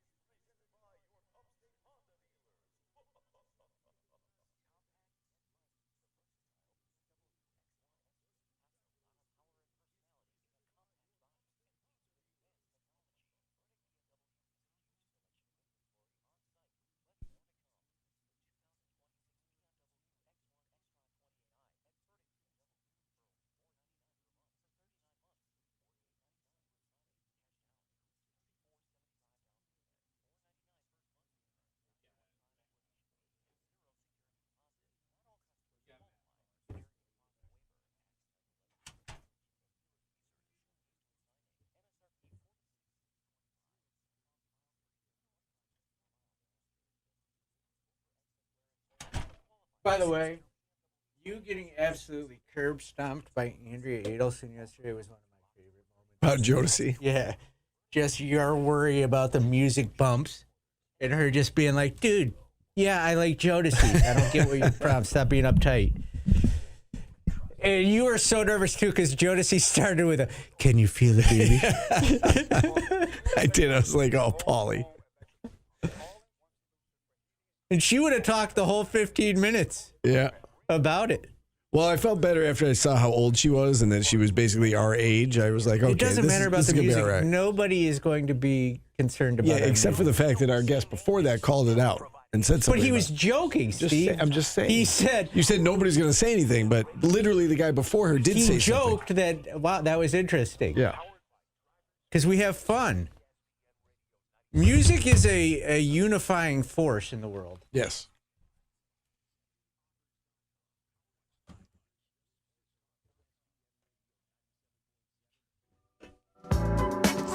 My favorite yacht rock song, Steve. Are you seeing you picking up what we're putting down for these songs? Yes. Lowdown by Boz Scaggs. I will get you my list Sunday night.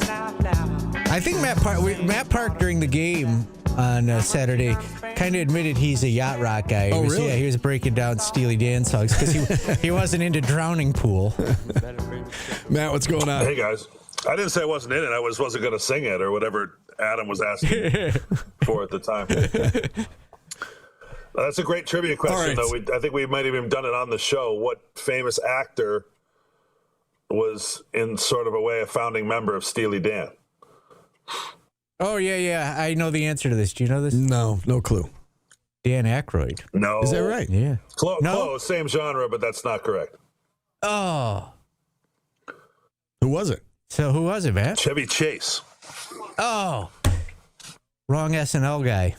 Yep. You know what? I vaguely remember this now when we had Steely Dan as Artist of the Day, that we looked into it. I vaguely remember that now that you say it. Interesting stuff. So, yeah, you'll get my list, Paulie, Sunday night, heading into Monday. All right. We got a lot to talk about, Matt, between football and basketball. Let's start on the football side of things. And, you've seen this team lose 3 straight games. We had Fran Brown earlier today on, and, he said, listen, Ricky's performance isn't where we want it to be, but we do think he's getting better. Have you noticed improvement from Ricky Collins from, that first start to kind of, maybe that second half against Pittsburgh? Are you starting to see him improve, and if so, what areas? I don't know. I think what you're seeing is he's obviously capable. You don't get this far without having some skills. Everybody talks about his arm talent, and that's not a concern at all about can he make the throws.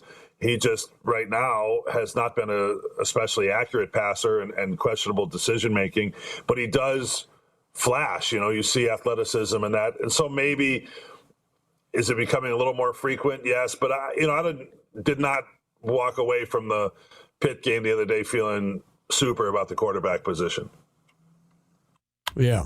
With that being said, we got our first real look, I guess, at Luke Carney, and he picked up 1 first down in 3 series. They didn't have him throw the ball a whole heck of a lot. We've heard Fran Brown say, he doesn't have a lot of the playbook mastered, as he came into the season as the 3rd string quarterback.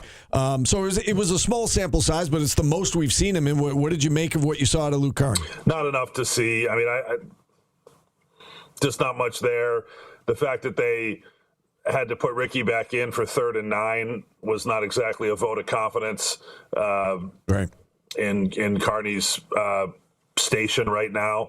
Again, there should be better days ahead for both of these guys. They're well coached. They came in with good backgrounds. It's just hard. It's hard developing the backup quarterback. It's hard for everybody on the team when the starting quarterback goes down. The only thing I would say about that now is now we're at the point where the backups have played more than Angeli. So it's a distant memory to a degree now that Angeli's not walking through that door. This is what you have, and you're going to have to continue to make the most of it. It's just what they are for right now. I think Collins has a chance to get better. It just isn't happening very quickly. It's easy for everybody to call for the next guy. I think what is kind of missed in the typical sort of talk radio conversation is that these coaches are at practice all the time and are around these guys all the time and see them on the field and off and all of their mannerisms and characteristics and all their actions in the classroom and everything that goes into deciding who plays, and they play who is going to help them win the games. All this talk we have about the basketball rotation and Fran Brown would play the tuba player at quarterback if he felt like that was the best course of winning the game and best for the program. So that's what they're doing. If Carney was better, he'd be in there. If there comes a time where Carney or somebody else's development is more advantageous as a project to work on than winning the games then maybe you see a change late in the year. But right now I think they're really scrambling to try to just get something that works there. And at least the biggest part, let's be fair with it, just don't throw it to the other team. Let's start with that. Yeah. Yeah, and one of the ways, and along those lines, one of the ways that you can minimize the shortcomings of the quarterback is potentially to be able to run the ball better, as you said, take care of the football better. They haven't been able to run the football this week, though. They go up against the Georgia Tech team that ranks dead last in the conference in terms of rushing defense.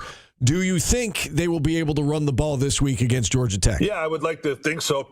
Pitt has always been especially good on defense and especially tough, and they were tough last week. And it is disconcerting to see Yasin Willis, who's a pretty good back, struggle to the degree he did. You can only run where there's room to run in the lanes. And in talking briefly with Coach Brown this morning, I think the concept he's trying to get to is the offensive line is hitting.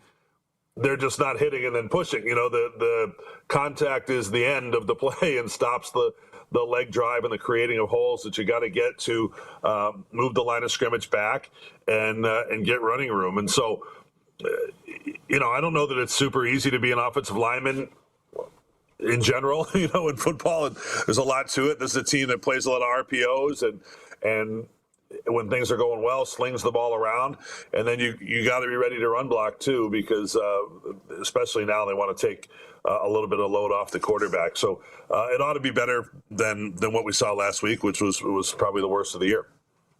I was looking a little bit deeper into the numbers last night, and I see that Haynes King has 10 rushing touchdowns this year, which is more than the entire Syracuse offense combined. Syracuse has 9 rushing touchdowns on the year to 10 for Haynes King. Talk to me a little bit, Matt, if you could.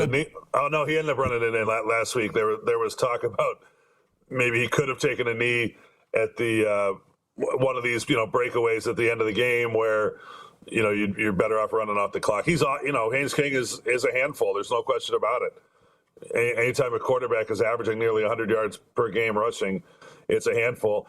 I think Syracuse is going to do what they can to make somebody else beat them. I think he will absolutely, in every way imaginable, be the focus of the defense. Yeah, no doubt. He's a great player. This is a good team. I don't know if I'm willing to call them a great team. I know they're undefeated. I know they're 7th in the country, but as you see, like week to week, they've had a lot of close games. They barely beat Wake Forest. They, even that Duke game, Duke really seemed like the better team for about 3 quarters, and then Georgia Tech, kind of turned it on in the 4th, and they were able to win it. What do you make of this Georgia Tech team? Do you think they're truly a top 10 team in the country, or do you think they're, they've got some weaknesses as well? Yeah, I don't know about that. I don't think you maybe have supreme confidence about them at the end of the year in the CFP and all of that, facing the cream of the crop and winning those games. I think they've performed well to have a 7-0 record to this point, fair and square. I think their opponents have helped them a little bit in that they've maybe left some points on the table. Duke certainly did early in that game. They had the goofy turnover on the fumbled exchange that wound up being a long return to get Georgia Tech its first points last week. Duke had it was right near 250 points at halftime of that game Saturday. Obviously didn't continue it. Georgia Tech deserves a ton of credit for kind of their staying power over the course of the game. And I felt just kind of, half paying attention to the Georgia Tech Duke game last week that, Duke had its chances, and when they didn't build a nice early lead, it was just inevitable that Georgia Tech was going to come back to win the game and seal it, and that's what they did. Yeah. All right, let's switch gears. Let's talk a little basketball. I know you're obviously going to be down in Atlanta calling the football game. From a basketball perspective, what are you most interested in trying to learn from this first exhibition game in Buffalo on Saturday? Well, I don't think what happens Saturday is going to be, cut into concrete about what they're doing going forward. I think if I'm Red, I try to get a bunch of minutes for the guys I don't know as well or haven't seen in that environment. So it wouldn't surprise me if J.J. Starling, Donnie Freeman, and maybe a couple others aren't huge factors in the game. So I'm kind of curious to see, who sort of gets paired with whom, and when they do go to the bench, what type of energy is brought by those guys? What can they create on the defensive end, right? So if that's what Sadiq White and William Kyle and some other guys bring to the table, let's see a real stark difference in the defensive performance than we've come to see over the past year or so. Because as we've been through this already. Everybody's talked about this team is significantly upgraded when it comes to athleticism and that type of thing. And I think it's notable to point out Buffalo's really had some hard times here in the last couple of years, but they're not a Division II team. They're not the very, very bottom of Division I. Like RPI 300 plus. This is a team out of the MAC that would be a middle of the pack kind of team relative to the rest of Syracuse's schedule. Not as good as ACC teams, but more than likely better material than your Stonehills and Mercyhursts and that type of thing. So and certainly more than pace that we're going to see in the Dome next week. So that's kind of that's the backdrop or the context that this one unfolds in, and I'm looking forward to seeing it. You mentioned that you might see less of Donnie and JJ in this Buffalo game. Like, do you think Red can afford to do that in this game, or is it something like maybe you need to play those guys, go out, and put your foot down and go from there, and maybe pace is where you do that? You have to coach this game differently? You could maybe look at it that way. I don't think I would if I were him. The game doesn't count. I would be trying to, they are approaching it like a true road game. Okay, they're practicing at Mello Friday morning, then they're going to a kind of community event in Rochester Friday night and continuing on to Buffalo, and they'll be up and have a shoot around in the morning like they would in a regular season road game. So we can say it doesn't count, but they're going through the routine of what they do on the road, which is important too. You want to show, hey, this is how we travel, and so when you are doing that for the Vegas trip and what have you, it's not the first time that somebody's had the team meeting routine and the workout routine and that kind of thing. But I personally don't need to see a lot out of the known commodities. It's just a little bit in how do they maybe mix. That Nathan George is going to be out there a great deal. Starling will be off the ball. Nate Kings is kind of the shooter. How does that sort of mesh in with everybody? And then just sort of your bench pieces, the energy types that you bring off the bench, they're going to fluctuate. I mean, let's get ready for that for the next 3 months. Whoever you can name on that list, they're going to have a good game, and then not some, Kyan Anthony's going to have an awesome game, and then he's going to be a freshman, more than likely. I mean, that his father being a major exception, virtually everybody has that kind of path, okay? So where they work their way in, and I think that'll be sort of fascinating and hard on the coach in a way, because you've got to pick the hot hand, and you got to make sure you recognize it and get a feel for who fits in what situation. You brought up Kyan Anthony. Do you have a feel for what is a realistic expectation for him this year in terms of, minutes or points per game, or what are you expecting out of Kyan Anthony? I don't know enough yet to know. I want to see it against the other team a little bit. And, everybody looks good in drills and in practice, and every expectation is that he's a gifted scorer. And, but any comparison to his father, other than we know the background and the last name, is unfair. They're not the same type of player. He's nowhere near as big. he, from what I understand, just based on his amateur play, high school and AAU and all that, he obviously can fill it up and can score at all three levels, and that's his strength. Sadiq White comes in as another very highly touted freshman that is super athletic and maybe stronger on the defensive end than he is on the offensive end. So maybe they complement each other. Maybe they're a buddy system. So I'm trying to. I maybe have a number in my mind, but if you're asking like, hey, what does Cayenne Anthony average this year or whatever, I think it's too early to say. Yeah, for sure. Okay. All right. Well, first things first, football game to attend to. Fran Brown show tonight over at Myers Creek. And then a top 10 opponent on the road down in Atlanta on Saturday. Matt, as always, we appreciate the time. Thanks for coming on. Sounds good. We'll do it. Thanks, guys. All right. Voice of the Orange, Matt Park. Again, Myers Creek tonight, Paulie. Yep. Then Saturday, TK99 for the football game. And then the basketball game, 6:30 pregame. All right. So there you go. And with that, we'll hit our final timeout on the show. We'll be back. We'll wrap things up next on ESPN Radio.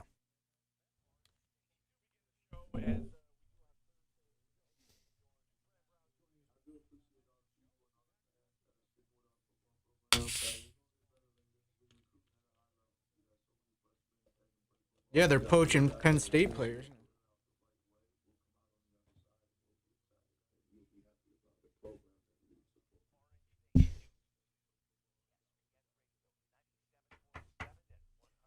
Optics-wise, I think Red needs to coach this game like it's the national championship game and just go out and hammer Buffalo.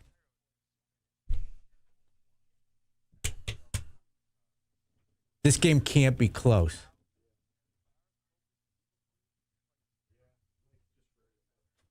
The other thing is, like, we're sitting talking minutes. Nate George played 28 and JJ played 38, right? Nate George was 38 and JJ was 36. Like, they were 2 and 3 in the league in minutes played. Yeah. Yeah. Yeah.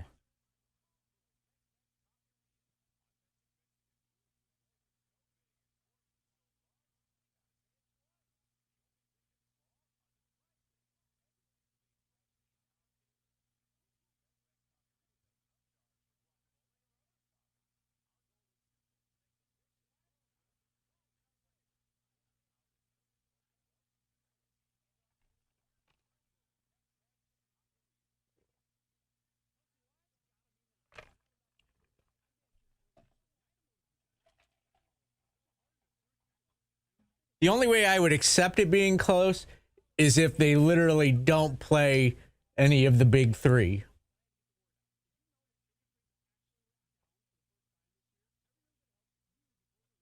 You're just like, we don't want any of them getting hurt, so the big three aren't playing against Buffalo. That would, I would be okay with it being within 10 points. Imagine if you traveled or bought tickets in Buffalo and they didn't play.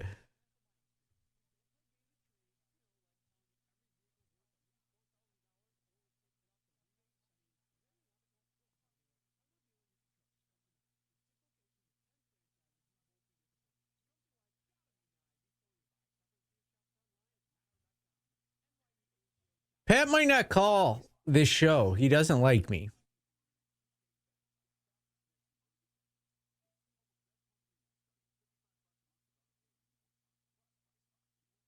He doesn't call the post-game shows when I host. He's a man of his integrity. And he once called Steve an idiot. He did. The 2 times I've seen Steve all get over, angry. Geno Thorpe. Philly's Most Wanted and Pat have gotten your wrath.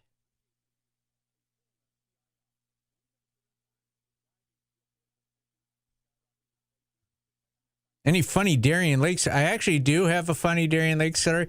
I went to see Hootie and the Blowfish with my girlfriend at Darien Lake, and they were frisking on the way in, Steve, and my girlfriend had asked me to keep a feminine product in my front pocket, but they were frisking.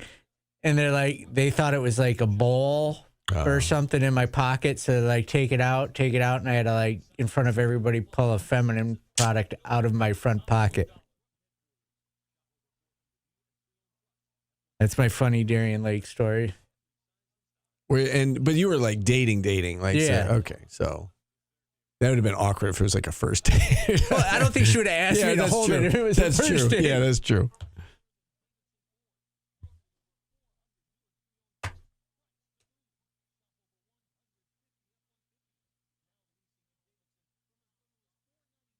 A dildo. No. If you don't know the difference between a toy and a feminine hygiene product, you got a problem.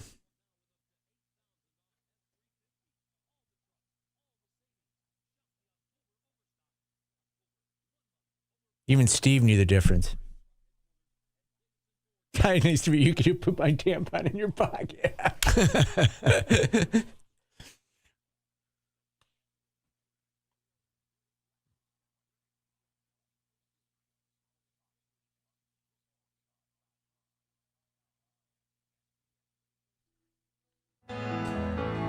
Once in your life,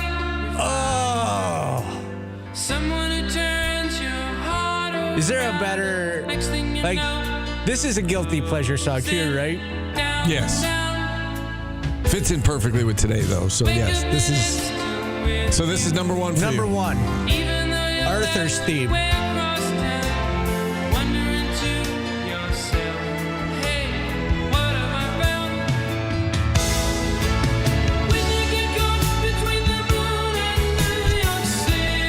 You're enjoying this way too much. Dude, this is a banger. You ever been caught between the moon and New York City, Steve? I've never been caught between the moon and anything.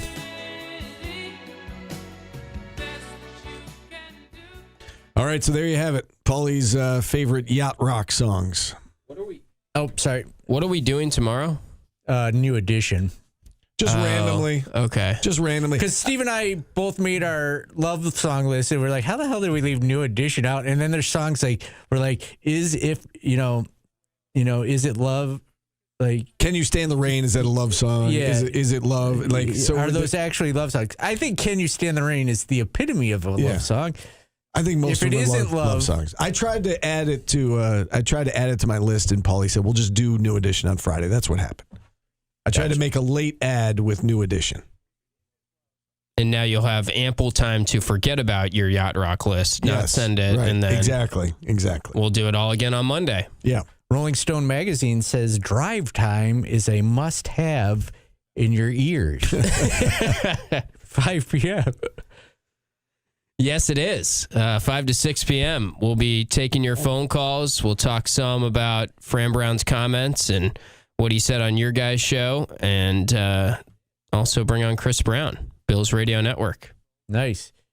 Maybe I should get food recs from Chris Brown. For our trip. There you go. You want to have lunch with me? Yeah, of Late course. lunch? All right. Then we'll get Chick-fil-A on the way We'll leave home. whenever you want, Paulie. We'll get lunch up there.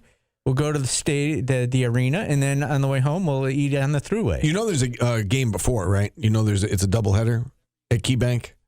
I did not know that. I didn't either. Yes, there's a game. That's going. a nice thing to know. Yeah. So there's a game at 3:30. So that'll be over by 5:30. Yeah, and then the game.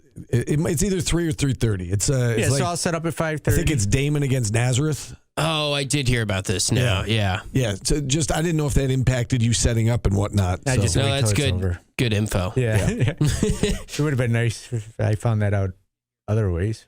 Yeah, there's a game. It's a doubleheader. There's a game first.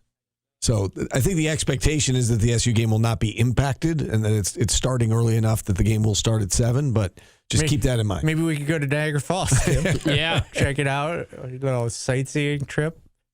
You ever been? I've been to the good side, the Canada side. Oh. The good side. We'll see from the bad That's what side. everyone says. It is the good side. Yeah. I don't know. I was a little underwhelmed by Niagara Falls. We probably don't have time for this now, but it was fun. It was just... Isn't it like one of the 7 wonders of the world and you're underwhelmed by it? I knew this was going to lead to a longer conversation, but it just, you see it and you're like, nice. Oh, that's cool. Yeah. That's a lot of water. Yeah. I don't know. Maybe my expectations were too high. It was Sounds also like it was a rainy day. It was just, you're already getting wet, I guess, anytime Did you go do there. Maids of the Mist? No, we had a good lunch right on the water, though. That was nice. That was probably the peak of the trip. I was like, okay, maybe I'm giving this too hard of a time. Yeah, I find it fascinating. It's water. It's just water going over a ledge. But it's impressive. It is impressive. If you've never seen it, it's impressive. But it also, if you've like built it up in your mind, I can see why it would be disappointing. All right, quick question. Yeah. What is the greatest thing you've ever seen like that? Like, what's in your lifetime, the one place you've traveled to where you were just like blown away by it? Like, this is awesome. Not even like, it doesn't even have to be like nature. Just you're like, this lived up to the hype.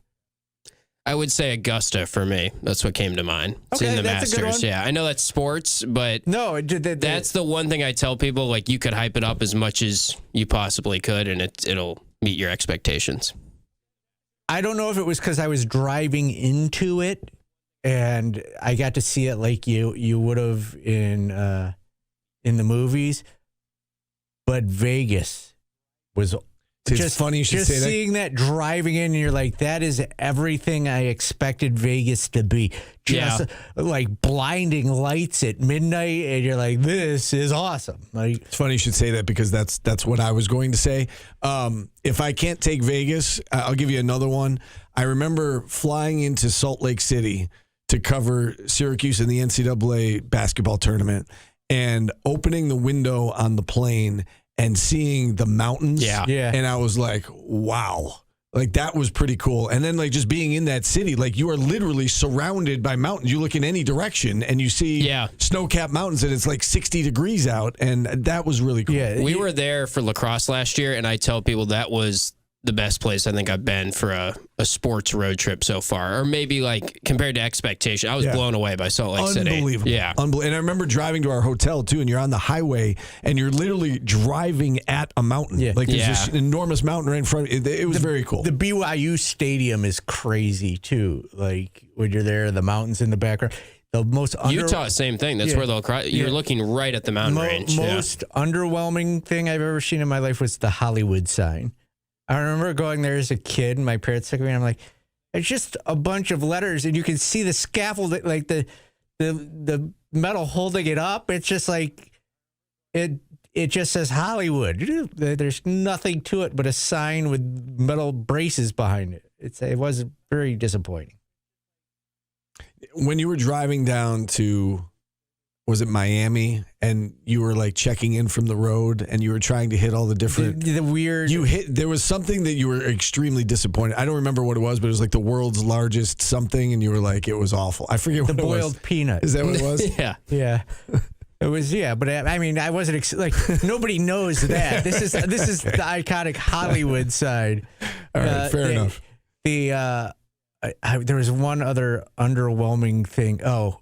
Lawrence, it's not even underwhelming. It was just torture as a kid to go to. Lawrence Welk's Village. My parents used to, whenever anybody Where's that? Riverside, California. It's like 30 minutes from our house. Anytime anybody came to visit, we had to go to Lawrence Welk's Village. And it was worse. Like being an 8-year-old kid and going to Lawrence Welk's Village, there's just bubbles and a fountain and it was brutal. Wow. Okay. I Didn't know that would be coming up on the show. Crossing it off the bucket list. If I did the world's biggest anything that was also great, the world's biggest thermometer in Death Valley is awesome. I don't know why. In Clemson or LSU? No, in actual Death Valley, in the desert in California. I'm thinking too much about sports. I gotcha. All right, we got to go. Tune in to Tim at 5 o'clock. Paulie and I are back at it noon tomorrow. Enjoy the rest of the day, everybody.